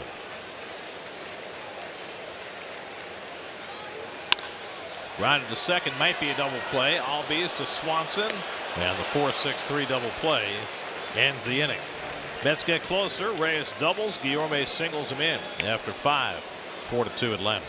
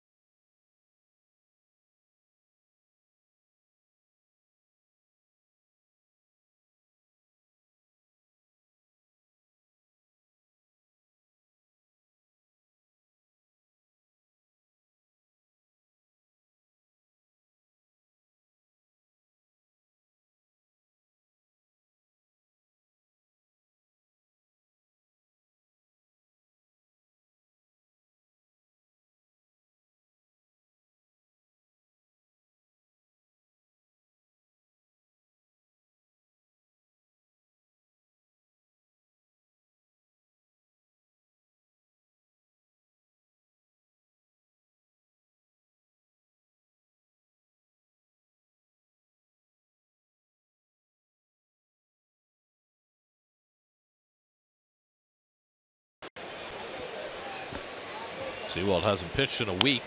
Tyler Flowers grounds his first pitch foul. Yeah, he hasn't pitched since the Pittsburgh series, but he was up twice in both games of the series against the Nationals, including the 8th behind Reyes, just in case Jose could not get through it. Which really didn't make a whole lot of sense, right? Because if he was available to pitch in that 8th inning, why didn't they just bring him in? I think they just wanted to, you know, have Reyes pitch. Frazier handles the ground ball by Flowers, and that's the first out of the inning. Well, Reyes certainly pitched. 48 pitches. And pitched and pitched and pitched some more. Look, but I think that in that game, the Mets used 6 actual pitchers before Reyes. Yeah. That Reyes threw more pitches than anybody else in that. Is that true? Yes. And he worked just an inning. Of course, Matz didn't even work an inning.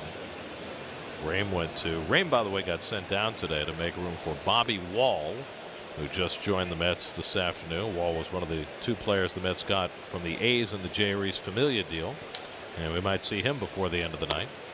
Dansby Swanson takes a strike.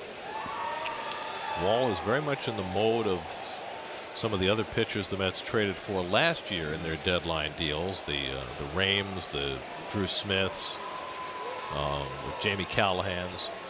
Hard throws. All hard throws. And the question about Wall is the same question that you ask about all of them. Can he command it well enough to be an effective big league pitcher? Jerry Blevins up in the Mets bullpen now.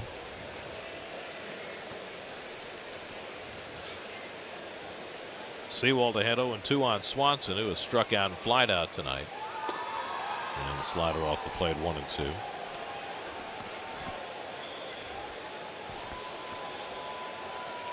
Swanson 246, 8 home runs. He's done a nice job defensively for the Braves, but I think they expect more offense out of him. Well, they were getting it earlier in the year. He was hitting 100 points higher in the month of April.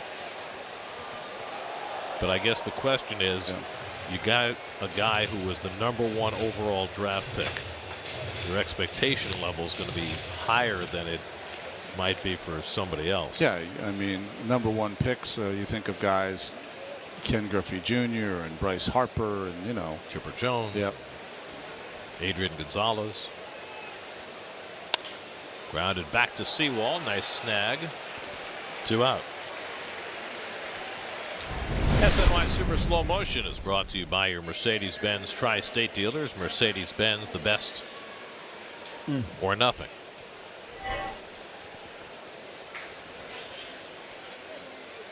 So now Fultonevich, who's been up twice and struck out both times. Jason Vargas, a season-high 93 pitches in 5 innings. Allowed 4 runs and 6 hits. Walked 2, struck out 7.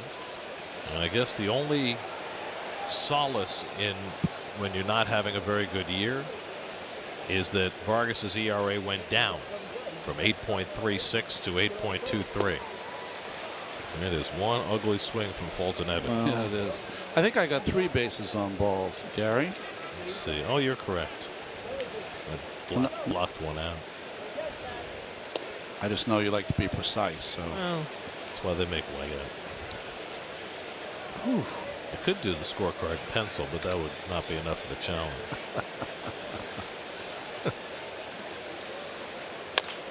Fultonevich makes contact and grounds one down to Frazier. And Sewald has himself a 1-2-3 inning on 3 ground balls. Mets will go back to work in the bottom of the 6th, trailing 4-2.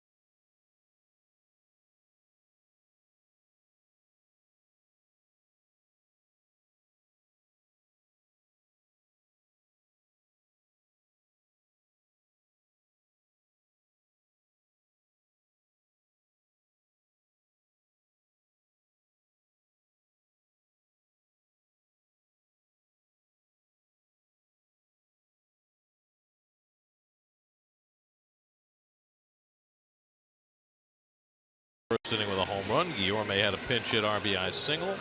That is the extent of the scoring for the Mets tonight.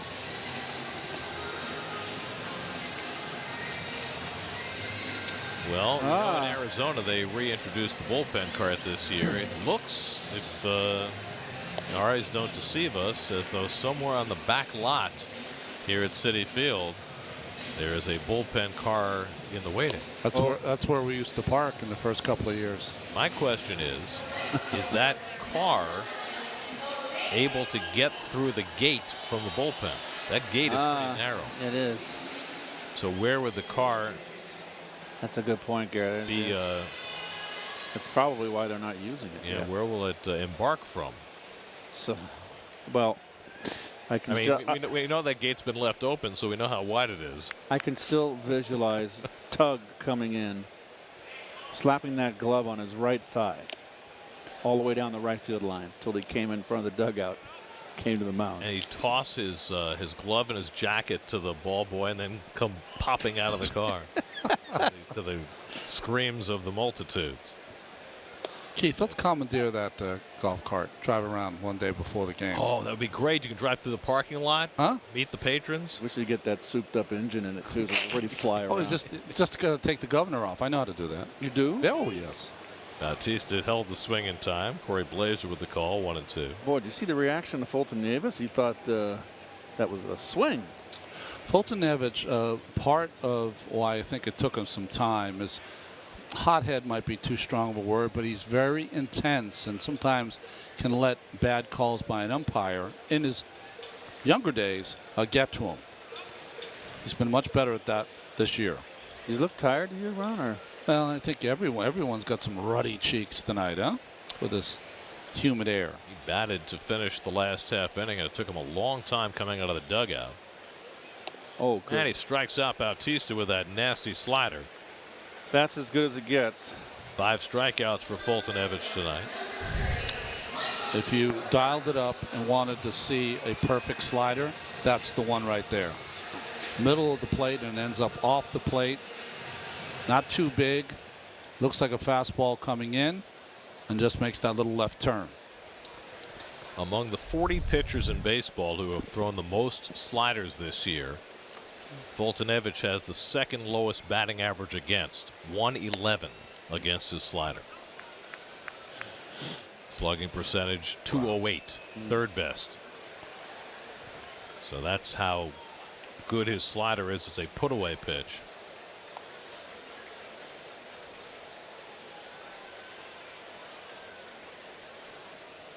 Conforto tonight grounded out. A nice play by Albies going to his right. Then he took a call third strike in the 4th. Jerry Blevins continuing to loosen in the Mets bullpen after Sewald worked a 1-2-3 inning. And now Fultonevich behind Conforto 3-0 with Flores on deck. No action as yet in the Atlanta bullpen. Braves these days are closing with the lefty A.J. Minter. He's been good. His call strike. Vizcaíno, who was their closer at the beginning of the year, has not really thrown yet. He's got shoulder issue and he's trying to work through it. Remember, they've been without Jose Ramirez for most of the year, too. He was really good for them last year. So they brought in Brad Brock. That's a nice addition to their bullpen. Jersey kid. Conforto takes ball 4. Well, Brock closed before they got Britton back.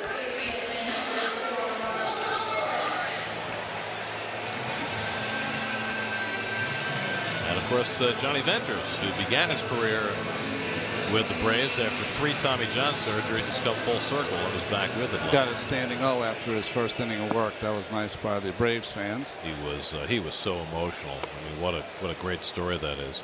3 Tommy John surgeries and another surgery that was almost a Tommy John surgery. So really 3.5. It's a remarkable feat just to be able to get back to this level. Wilmer Flores has one of the Mets' 4 hits tonight. Shane Carl up in the Atlanta bullpen.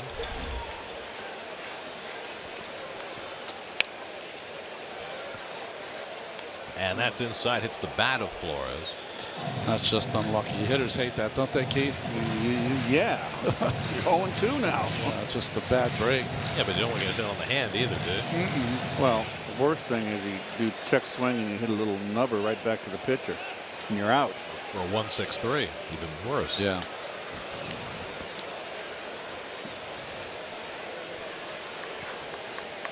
Conforto at first, Flores the tying run at the plate.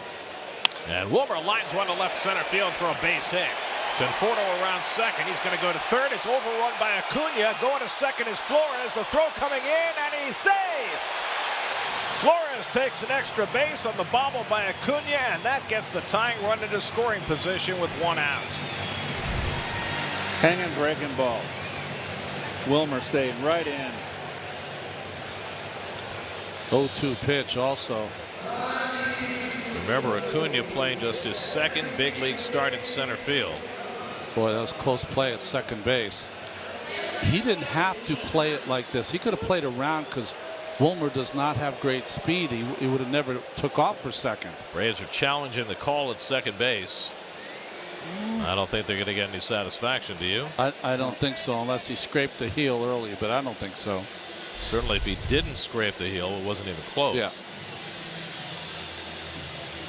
Well, you know what I'm talking about. If Acuna Jr. was a little more experienced, he could have kind of rounded around that ball. So did you get him on that first swipe? Oh. Yeah, he might have. He might have. Well, if that's the case, that's a huge call if it gets overturned, because it takes that tying run out of scoring position and produces the second out.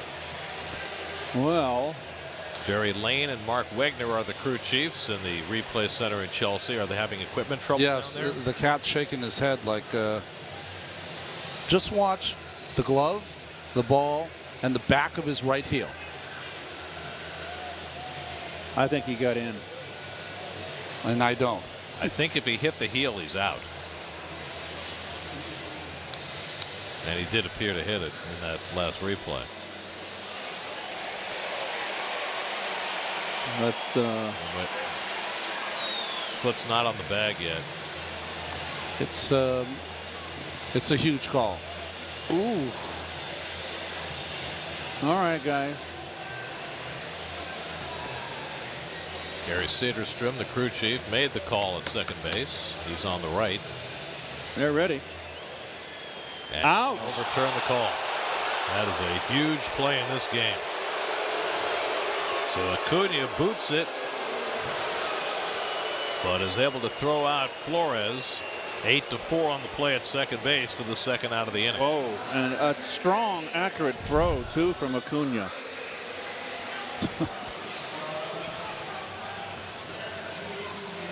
No.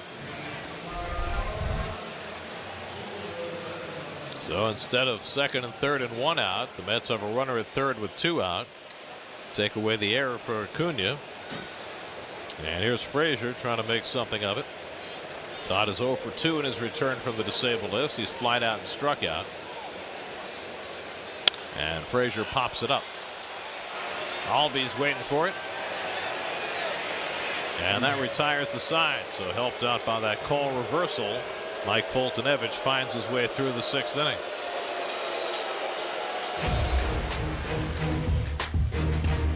Keep swinging, kid. Keep swinging. That's it.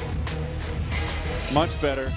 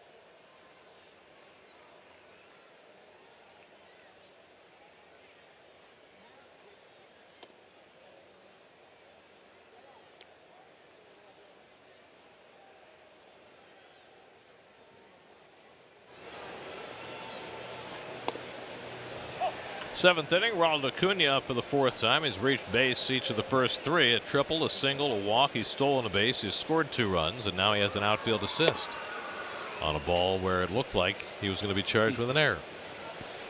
So he's living charmed tonight. The 20-year-old from Venezuela facing Paul Sewald, who got the side in order in the 6th. And that's blooped and into the glove of McNeil. And Acuna's retired for the first time tonight. 1 out. Let's check in with the studio. Michelle Yu has another game break. Michelle?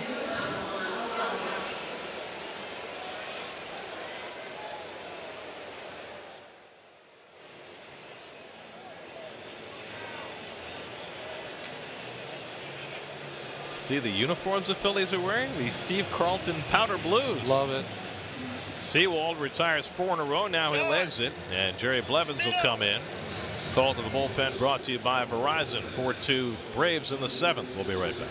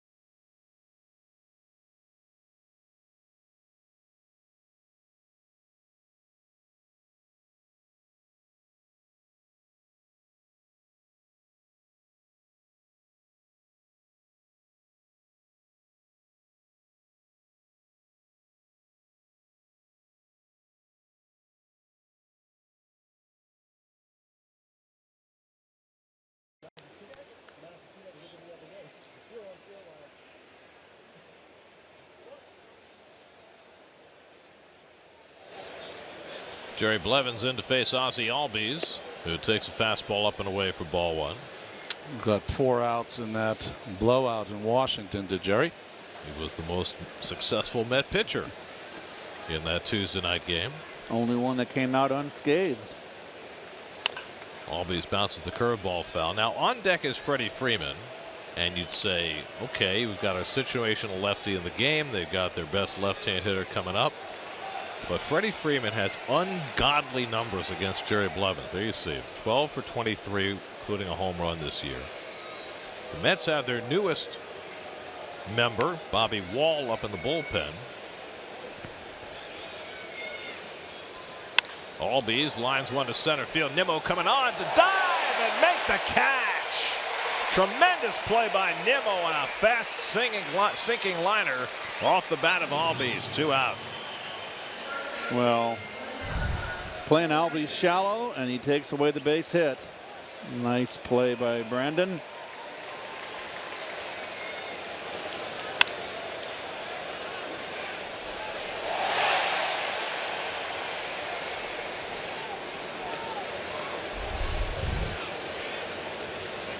So 2 out and nobody on. And match number 24. Blevins versus Freeman. Freddie tonight 1 for 3, drove in a run with a 3rd inning single against Jason Vargas. There's Bobby Wall, who came over in the trade for J.R.'s Familia from Oakland. He's got some big league experience. Pitched in a handful of games for the A's a couple of years ago. By the way, the 12 hits for Freeman against Blevins, the most Jerry's given up to any hitter. Next on the list is Ichiro Suzuki with 8, and nobody else has more than 5. Interesting that 2 left-hand hitters are at the top. Those are the guys he faces the most. Freeman drives one out to left, but Conforto's there, and this time Blevins gets his man. So Jerry retires a couple with some help from Nimmo. Stretch time, 4-2 Atlanta.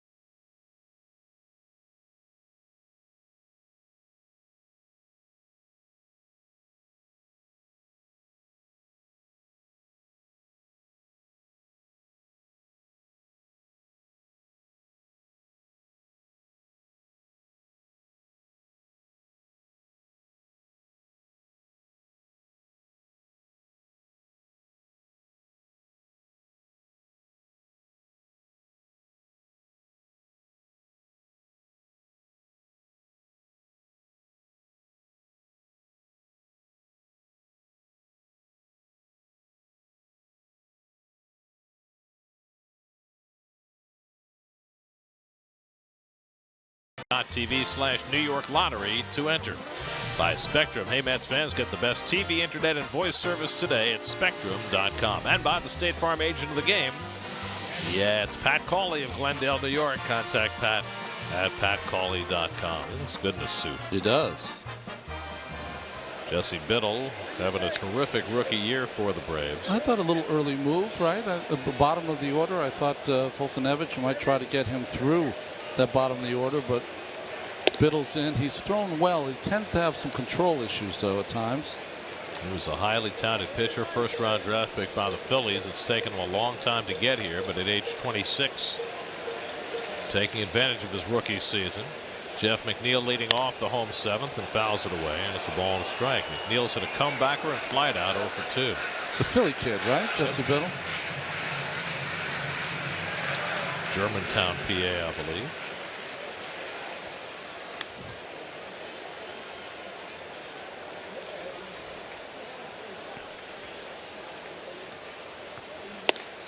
With that long arm action up and into McNeil, 2-1. So Fultonevich threw 89 pitches over 6 innings, allowed 2 runs, 5 hits, a walk, 5 strikeouts, 1 home run, and leaves with a 4-2 lead. McNeil saws one down to third, and Camargo makes the running toss in time, 1 away. Tonight's starters brought to you by People's United Bank. Pretty much it's been the story with Jason Vargas all year. 5 innings, 4 runs. That's about been his norm. Fultonevich bouncing back after 4 rough starts in a row. He was better tonight. Started the night 6th in the National League in ERA, and he'll stay right where he was. Here's Plawecki, who has struck out and grounded out 0 for 2. I wonder whether part of it is, Ronnie, that maybe Brian Snitker has a little more faith in his bullpen now than he did a week ago. Well, I think he has more depth than he had a week ago. I think that's part of it. Maybe a humid night. Fultonevich, for the first time in his career, starting to really build up some innings.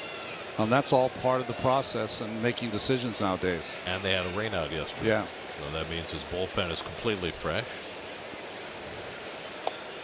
Lucky takes the curveball inside. It's 1-1. Jose Reyes, who's been swinging the bat awfully well the last 2 days, waiting on deck.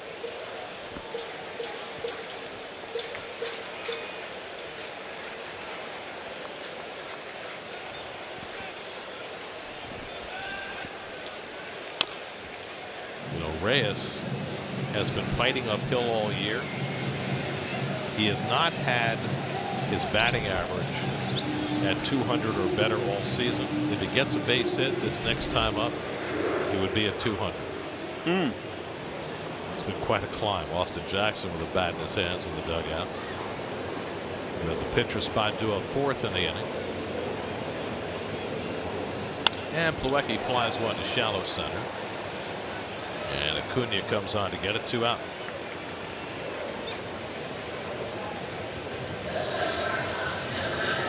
So now Reyes, who was robbed of a hit by Freeman his first time up, a diving play toward the line. And then he drilled one into right field and went to the wall for a double. Did he start out the year 0 for 17, something like that? Very much like last year, right? So that put him in a hole, and you know, he hasn't had that much playing time till recently. And now finally starting to get something going. Takes a curveball for a strike from Biddle. And with Evans getting hurt now and going on the DL today,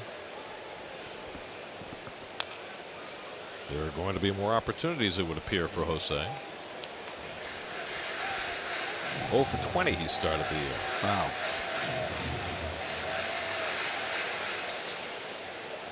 That's so far below the Mendoza line that Mario is hazy. Did Mario Mendoza become a hitting coach? He did. Really? Yes. Yeah, a lot of guys who didn't hit well in the big leagues became hitting coaches. I always thought that was a bit ironic. Charlie Lau and Walt Riniak couldn't hit in the big leagues. They became renowned for their hitting instruction.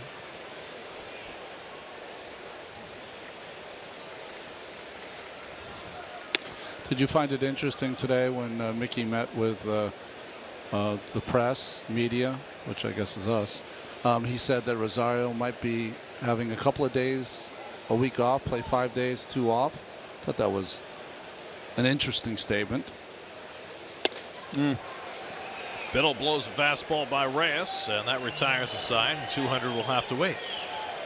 Mets go 1-2-3 in the bottom of the 7th. On to the 8th at Citi Field, 4-2 Atlanta.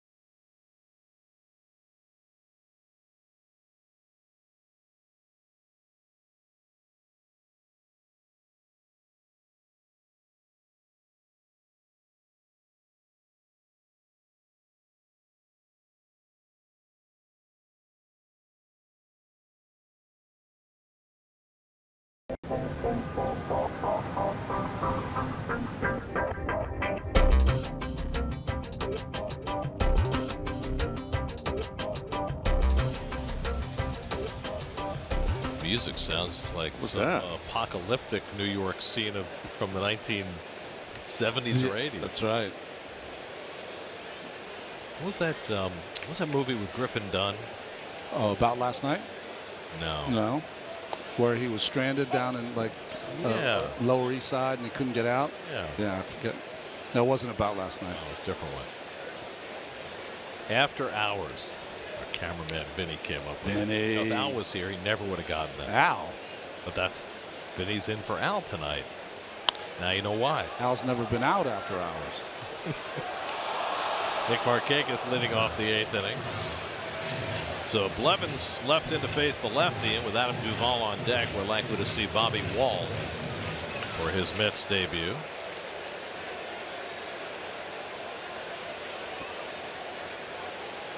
Blevins retired his 2 hitters in the 7th. Ahead 0-2 on Markakis. And the curveball bounces away 1-2. Markakis 0 for 2 and a walk tonight. And rain has arrived. It's okay. You can get it in. Some of the fans heading for cover, some staying put, some indecisive, some brought umbrellas. It's a mixed grill.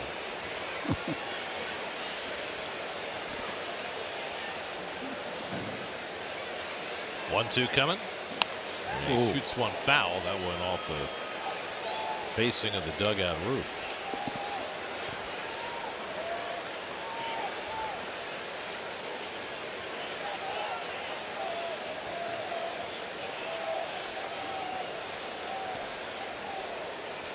This is the rain they had in Philadelphia earlier. They had a rain delay there, but they got back underway. 1-2 coming. Got him looking. Good fastball by Blevins on the inside edge. So Blevins retires all 3 of his hitters, and now his evening will come to an end. Borderline knees. Tough pitch to take. Nice job by Blevins. He faces 3, retires 3. Now he'll take his exit. And Bobby Wall will come in for his Mets debut. 4-2 Braves in the 8th. We'll be right back.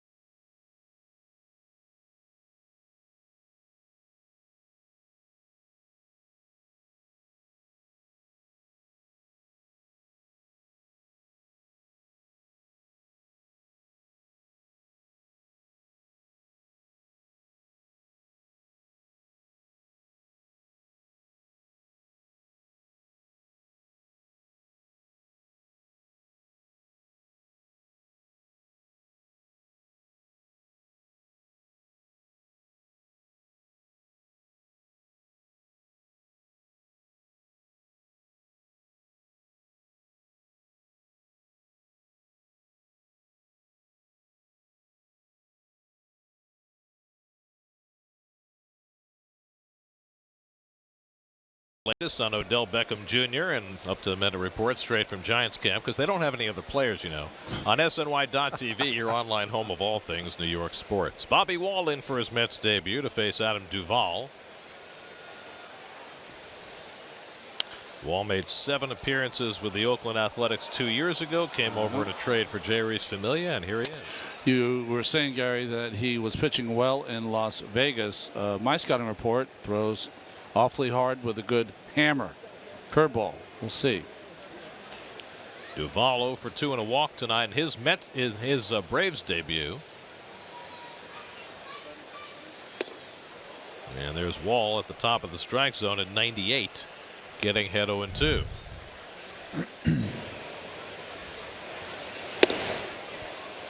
Bobby Wall, a D.C. area kid who went south for college, went to Ole Miss because he said he liked the weather. So he should be comfortable tonight. It's like Mississippi weather tonight. That's right. 0-2 coming. And he fires that one upstairs. Yep. Wall's a hard thrower.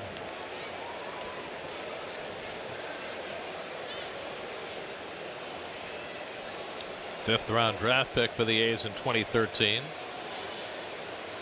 His glasses get awfully foggy when it's raining like this. And Bob Veal.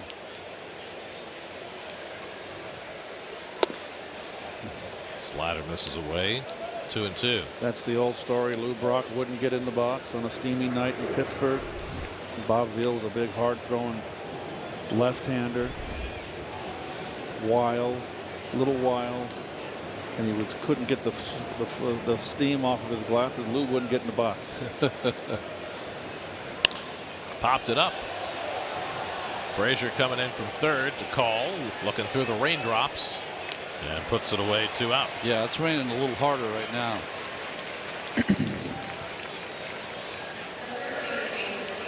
So Blevins and Wall have combined to retire the first 2 in the top of the 8th. And now Johan Camargo, who's double in the 3rd inning, provided the difference in this game. He drove home a pair, made it 4-1 at the time. Camargo 1 for 3. Turns around about left-handed for the first time tonight. And takes a fastball for a strike at 97. Well, the velocity is there. Yeah, straight over the top, too.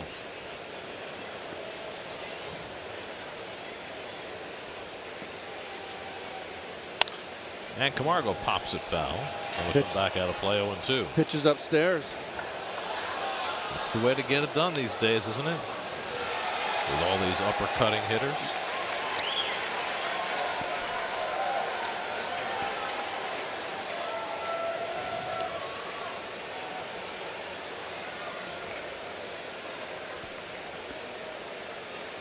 Oh, 2 from Wall to Camargo.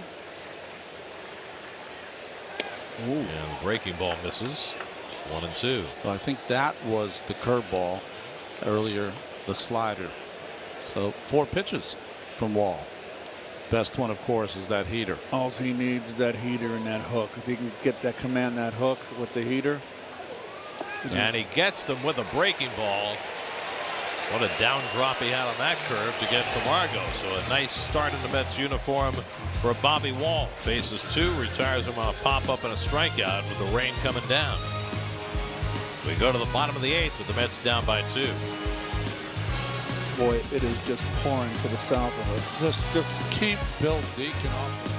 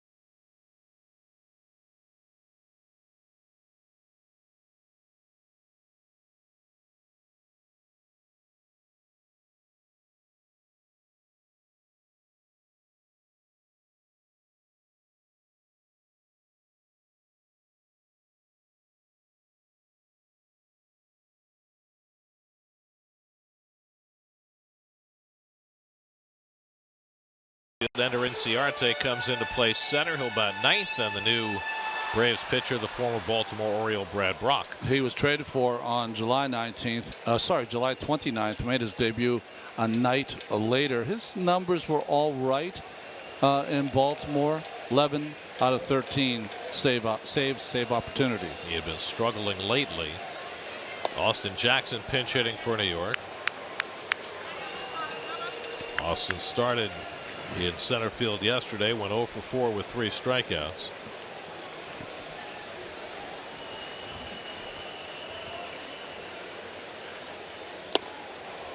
Brad Brock from Freehold in the great state of New Jersey.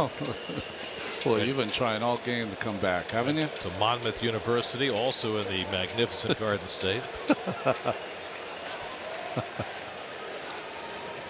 Phil Murphy, governor. Here's the 1-1. Throws it by Jackson, 1-2. And it's my understanding, too, the Jersey drivers are the best in the country. Now, let's not go that far. Brock, who began his career with the Padres, the Mets saw a bunch of him in a San Diego uniform. And Jackson takes it high, 2-2. Brandon Nimmo on deck, and then Jose Bautista for the Mets in the home eighth. Robert Gazelman up in the bullpen.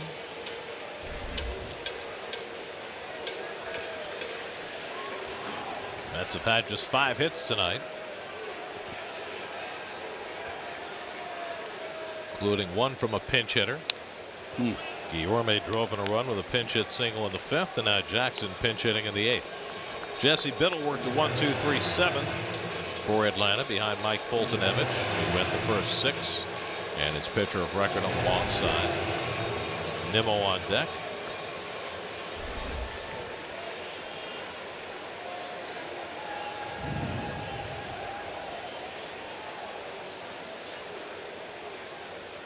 Two to Jackson, and he lines one to right center. That's in for a base hit. So the Mets pinch hitters are 2 for 2 tonight, and the Mets will get the tying run to the plate in the bottom of the 8th. He muscles this ball out into right center field. That ball was kind of in.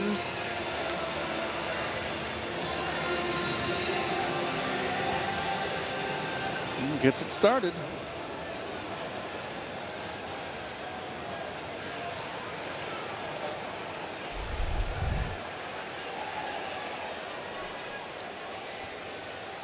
There's Brandon Nimmo, homered in the first inning. Since then has popped up and grounded into a double play, and he shoots one foul.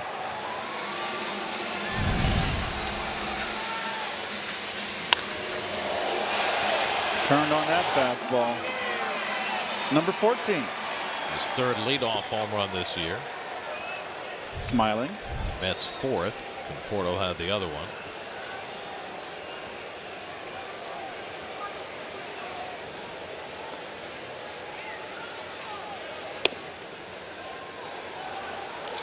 Statcast AI powered by Amazon Web Services. Straight up on the infield. Got a sinker ball pitcher out there that likes the outside corner. I would have Camargo hugging that line a little more. We've seen Nimmo drive the ball right down the line of late. This is with a changeup, 2-1.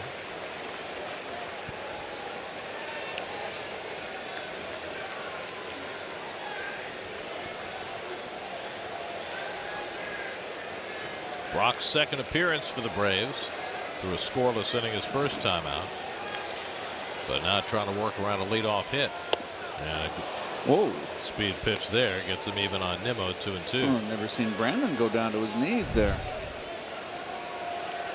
Buckled his world, what we'd say.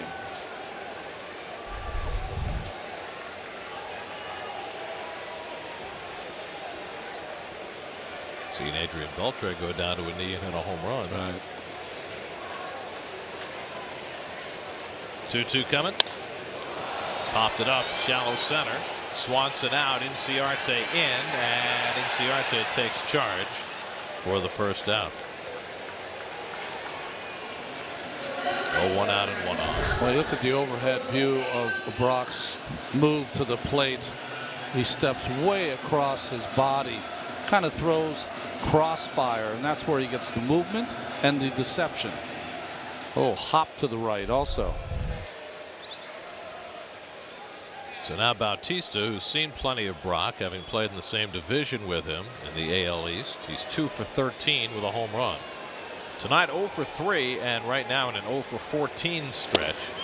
And he takes a slider for a strike.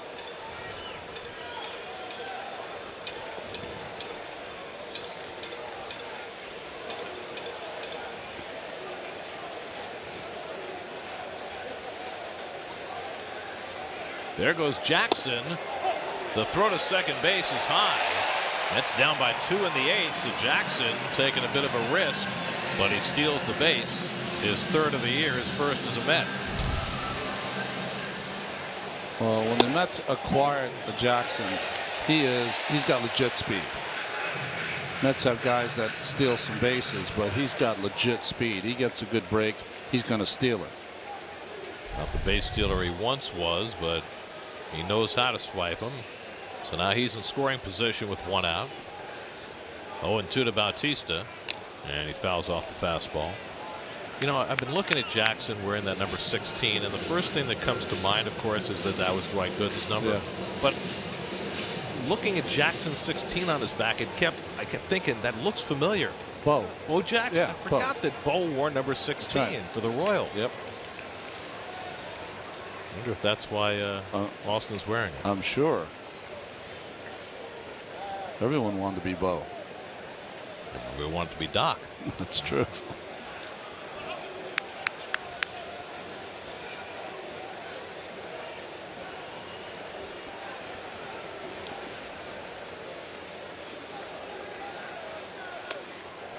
Off the plate to Bautista, 1-2.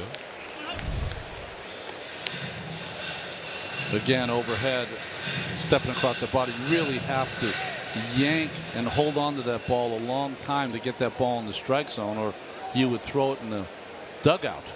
Well, you can't imagine how repeatable that is, right?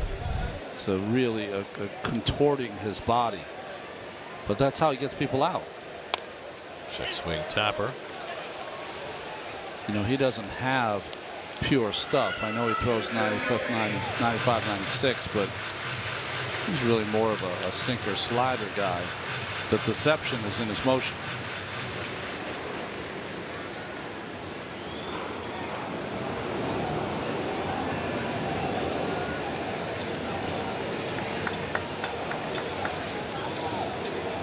One and 2 to Bautista. Lays off the fastball away, 2-2.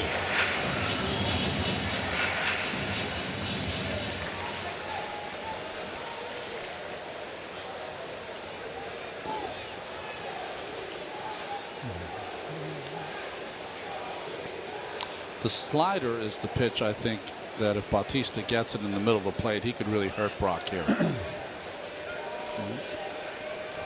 7th pitch of the at-bat coming. And Bautista lays off the slider, and it's 3-2. Quite a turn at bat for Bautista after getting down in the count. Conforto waiting on deck. That's trying to forge an opportunity in the 8th inning in a game they've trailed for most of the night.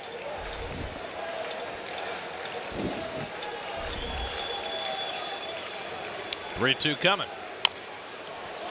Another changeup. Secondary pitch and fouled it off. Of course. Interesting choice. 3-2 from Brock. Boy, you'd hate to get beat with your 3rd pitch this kind of ball game. Also don't want to put the tying runs on base with Conforto, a left-hand hitter coming up.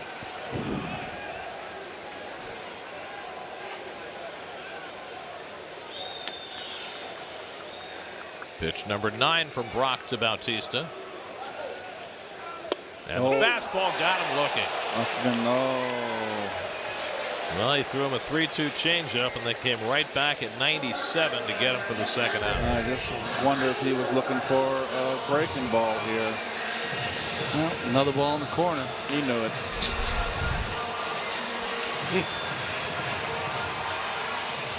So now Conforto, who's over 2 and a walk tonight. One time One time, can we Yeah. show the Jeep pitch cast when the ball's like 3 feet outside, just so we can see what it looks like? I mean, everyone's Tom Seaver on this pitch cast.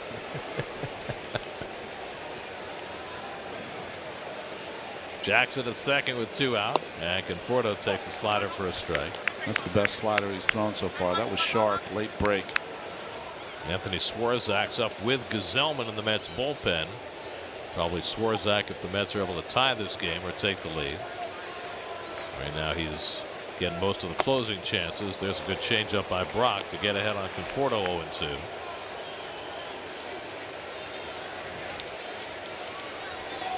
Well, he got ahead on Bautista 0-2, and Jose made him work before he struck him out.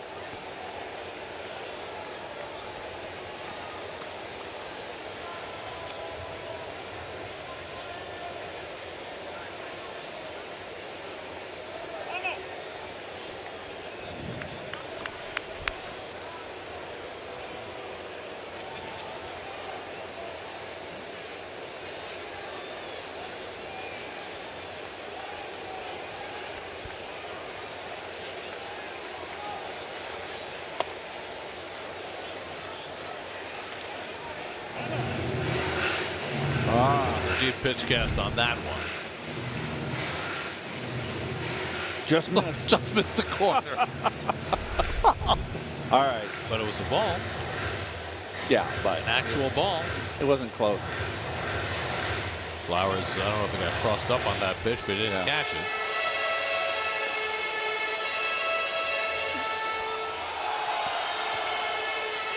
It's like everybody gets a trophy pitch cast. That's what that is. Don't want to hurt anyone's feelings.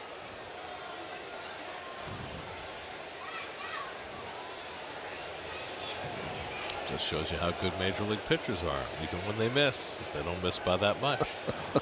1-2. Conforto fouls off the off-speed pitch. Still 1-2. Got to pump one inside, don't you? That's the one fastball, I mean. Just to get him off that outside pitch, because as a pitcher, you've got to think Conforto has tremendous power to left field. Hasn't shown it off much lately. Left fielder Acuna playing very shallow against Michael. I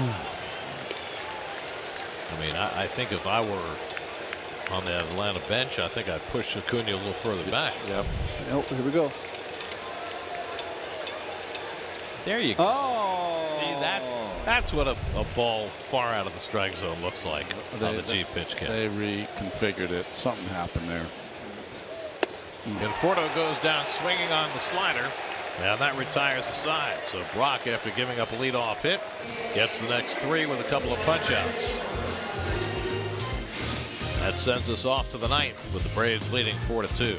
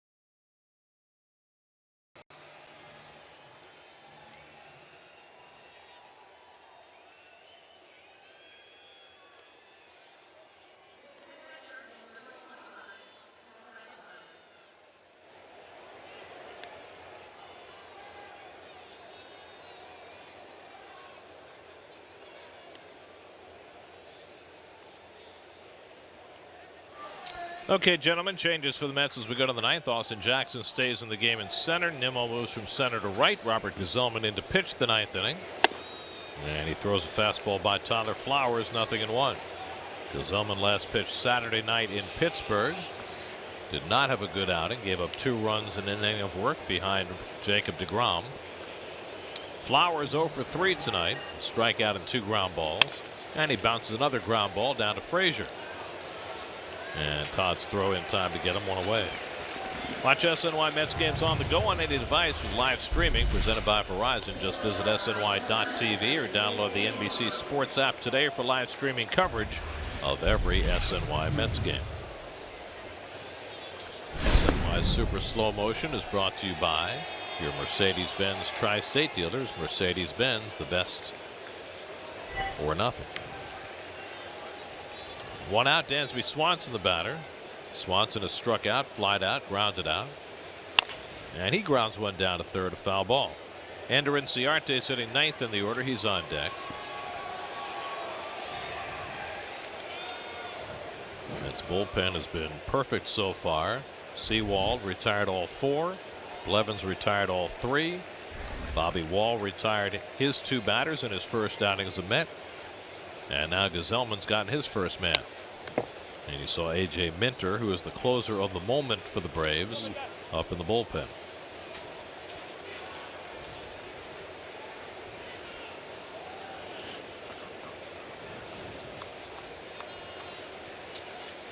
Met pitchers have combined to retire the last 14 Braves. Last man to reach was Albies, who doubled in the 4th.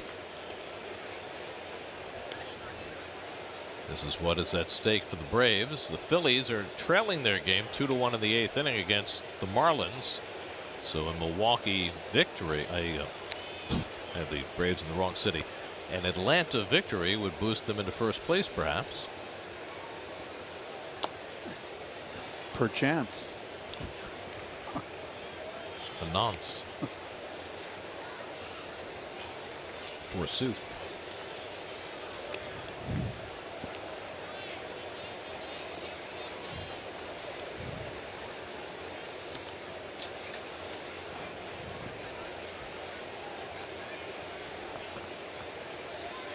Two coming, and Swanson got a piece of the fastball.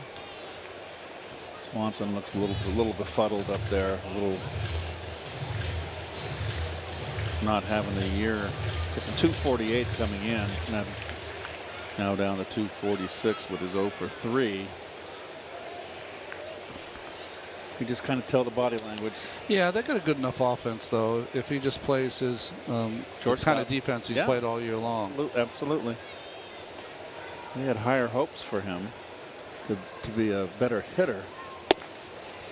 Well, he's only 24. Right, and he came up. I liked him. He really was a tough 2-strike hitter, and you know, confidence is such an important thing. And you start going through hard times, and you lose your confidence. Well, think about the roller coaster that the last Braves shortstop went through offensively, right? That's hit hard and foul. Oh, whoa, watch that carom. Yeah, Andrelton Simmons, he didn't know whether he wanted to be a power hitter or a 2-strike hitter or line drive hitter, and he's turned into all of them. Right, now the light bulb has gone on. Remember, he had the year with the Braves, he had 17 home runs, and then he came back the next year, couldn't hit at all. And then they wound up trading him, and he has become that complete player out in Anaheim. 8th pitch of the at-bat coming from Gazelman to Swanson. And he got him looking, a knee-high fastball for the second out. Yep. We don't need to see the StatCast on that one. You sure? Positive. Was borderline knees. Now Ender Inciarte. So Inciarte looks like he's not going to start against lefties anytime soon with the acquisition of Adam Duvall. Inciarte was having a really rough year until recently, but he has turned it on since they moved him down in the order. And he takes a strike. Started out the year as the leadoff hitter. Cunha's been hitting leadoff lately. Albies has hit up there too.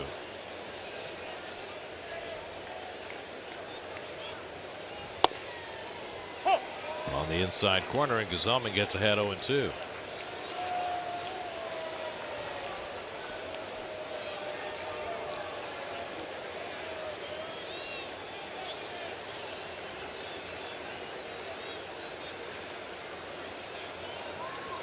And Inciarte with a half swing. He went around for strike 3, and the side retired.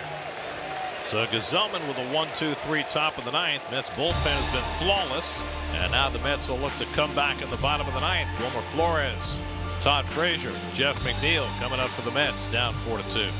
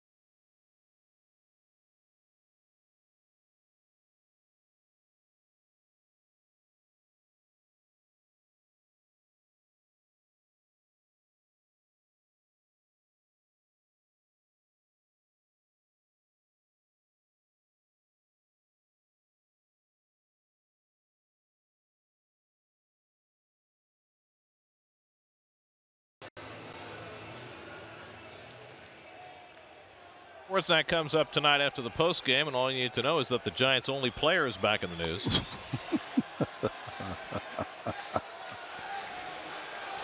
We go to the last of the ninth. A.J. Minter on to try and close it for Atlanta. Wilmer Flores 2 for 3 tonight, and Wilmer takes a fastball for ball 1. Well, Minter has been awfully good all season long, and now that he's gone into the closer role, perfect 6 for 6. 24 years old, out of Texas A&M, and he's taken the job and run with it. Another hard throwing Texan, and he throws the fastball inside. He's behind Flores 2-0. Frazier and McNeil to follow. Mets need a base runner any way they can get one, down 4-2 in the ninth. Mets have had some threats, none bigger than when Flores got a base hit in the 6th. Acuna overran it, and Flores took second, initially ruled safe.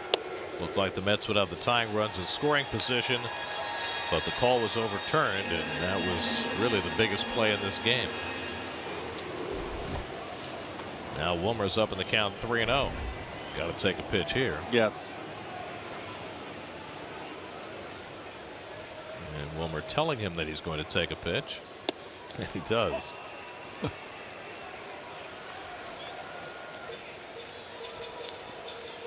If you're going to take a pitch, shouldn't you feign that you are not going to take a pitch? Well, I think you should watch the pitch all the way in, because that's probably the same pitch you're going to get here. And that one almost hit him. Ball 4, and the Mets will get the tying run to bat. I don't know how it didn't hit him. So Wilmer's on base for the 3rd time tonight. 4 if you count reaching on air. And here's Frazier, first game back from the DL. And a place where the Mets could use an extra base hit. He's flied out, struck out, popped up in his first 3 at bats. Todd with 10 home runs on the year.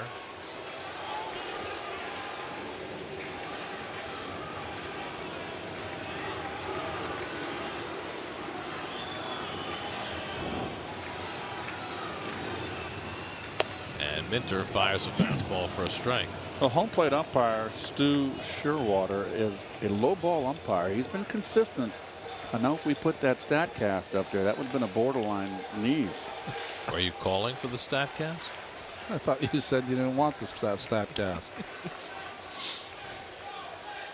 I think Keith was saying he's better than the StatCast. Oh. Frazier fouls it away, and it's 0-2. Jeff McNeil, the on-deck batter. Left-hand hitter.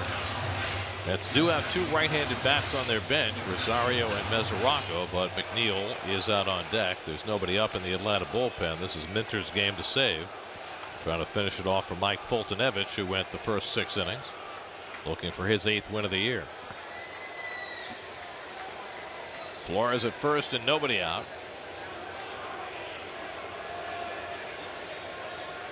And Frazier fouls it away. Nothing but fastball so far from Minter. Throws hard. He's got a cutter that he throws as well, but he hasn't had to use it so far. What do you guys think of Frazier's shoes? I like that. Look at that. Little two-tone. Popsicle color. Creamsicle.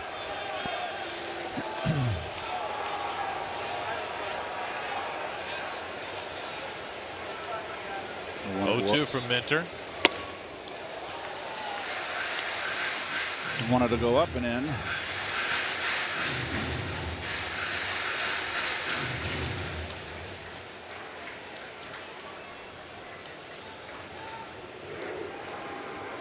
Tyler Flowers with the neon fingernails. 1-2. And there's the cutter. It misses inside. 2-2.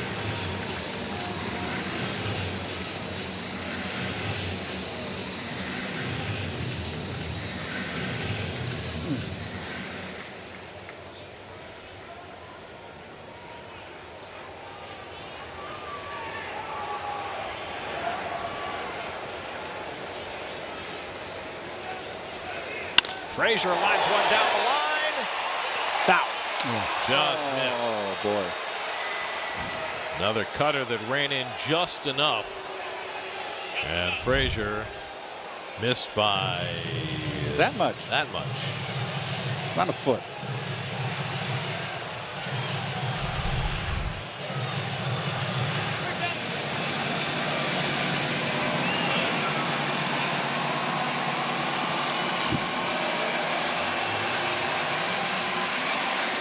Broke his bat, or does he just need to get some of the moisture off? Oh, it's thick here, boy, I tell you.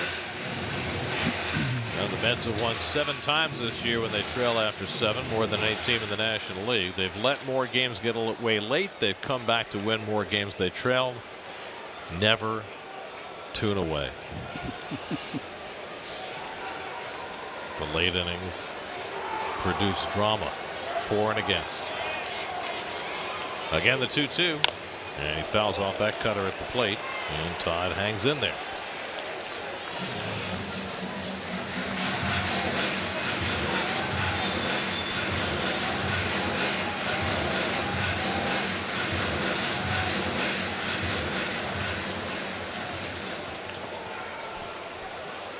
Ahmed Rosario, batting helmet in hand. Would they bat for McNeil or save him for the pitcher spot? 8th pitch coming to Frazier. And Todd goes down swinging for the first out. Change up.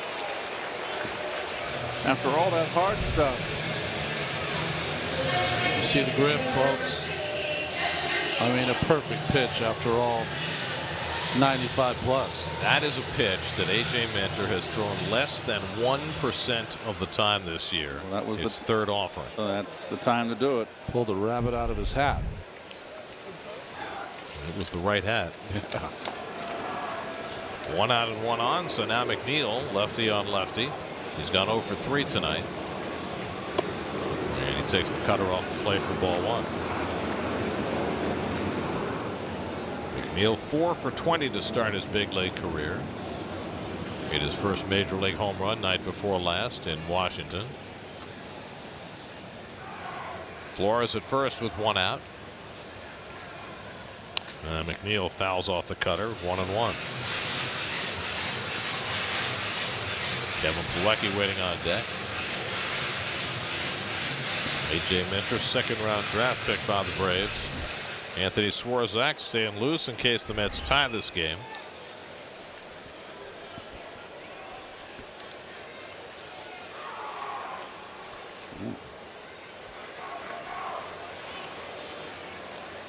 And McNeil hits one out to left center, hit pretty well, and Ciarte back in the gap though, and he runs it down on the warning track. Well, you got a Gold Glover out there. 2-time. He made that catch look easy. McNeil thought that was in the gap. Oh, too much airtime. Vegas it probably was. Ball carries there. So the Mets are down to their final out of the night. And Kevin Plawecki coming up.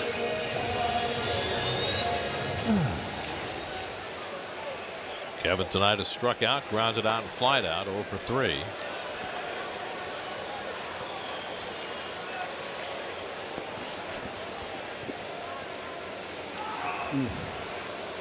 They play behind Flores at first, so he can take off at will. And he does. And Plawecki grounds it foul.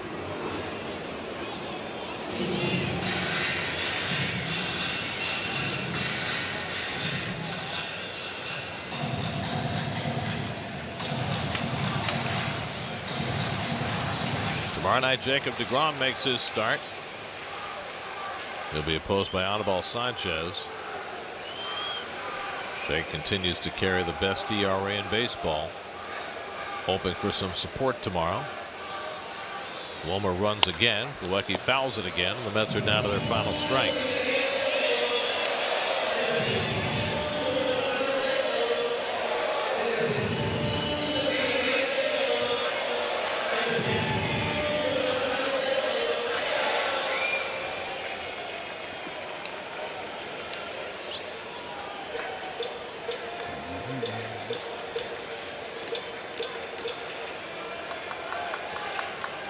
Minter ahead on Plawecki, 0-2.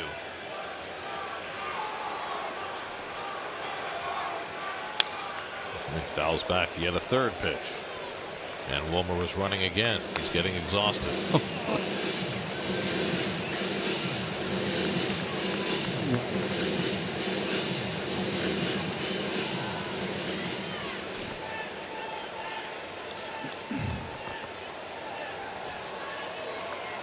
Swanson pulled over in the hole at short.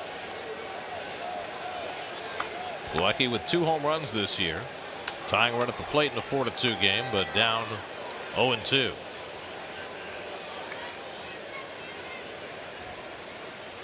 And he takes outside, and this time Flores can take second base on defensive indifference. Takes away the force at second. Sure, Wilmer's very thrilled about that.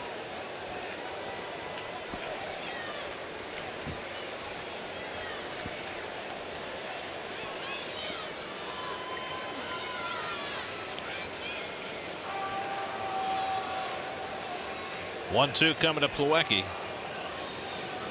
And Kevin takes strike 3 called. And the Braves take the opening game of the series. Minter picks up the save. Mike Foltynewicz wins his 8th. And Jeep Pitchcast says this game should still be going on. A little backdoor. No, not that far. I'm beginning to lose confidence in this machine. Did miss. It's a good job by framing of Flowers as one of the best. So Minter now 7 for 7 in save opportunities. The Braves have a chance to move back into first place tonight. Phillies down 2-1 in the bottom of the 9th against Miami, as the Braves win their 4th in a row after their cold stretch to go 11 games over 500 as they win it tonight 4-2. The game summary presented by Good Humor. Brandon Nimmo tied the game with a first-inning home run, but the Braves went in front with 3 runs in the 3rd against Jason Vargas, and even though the Mets bullpen was perfect, not enough for the Mets tonight as they lose their 3rd straight. Atlanta wins it 4-2.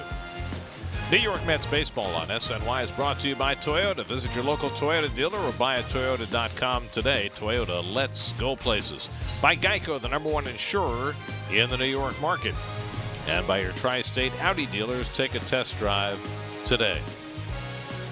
Final score tonight, the Braves 4, the Mets 2. Game 2 of this series tomorrow night. Jacob deGrom on the mound for the Mets. Anibal Sanchez goes for the Braves. Our coverage begins tomorrow night at 6:30 right here on SNY. Now for Keith Hernandez, Ron Darling, Steve Gelbs, and our entire SNY crew, I'm Gary Cohen at Citi Field. Time for WB Mason post-game live. Let's join Gary Apple and Nelson Figueroa in the studio. Guys?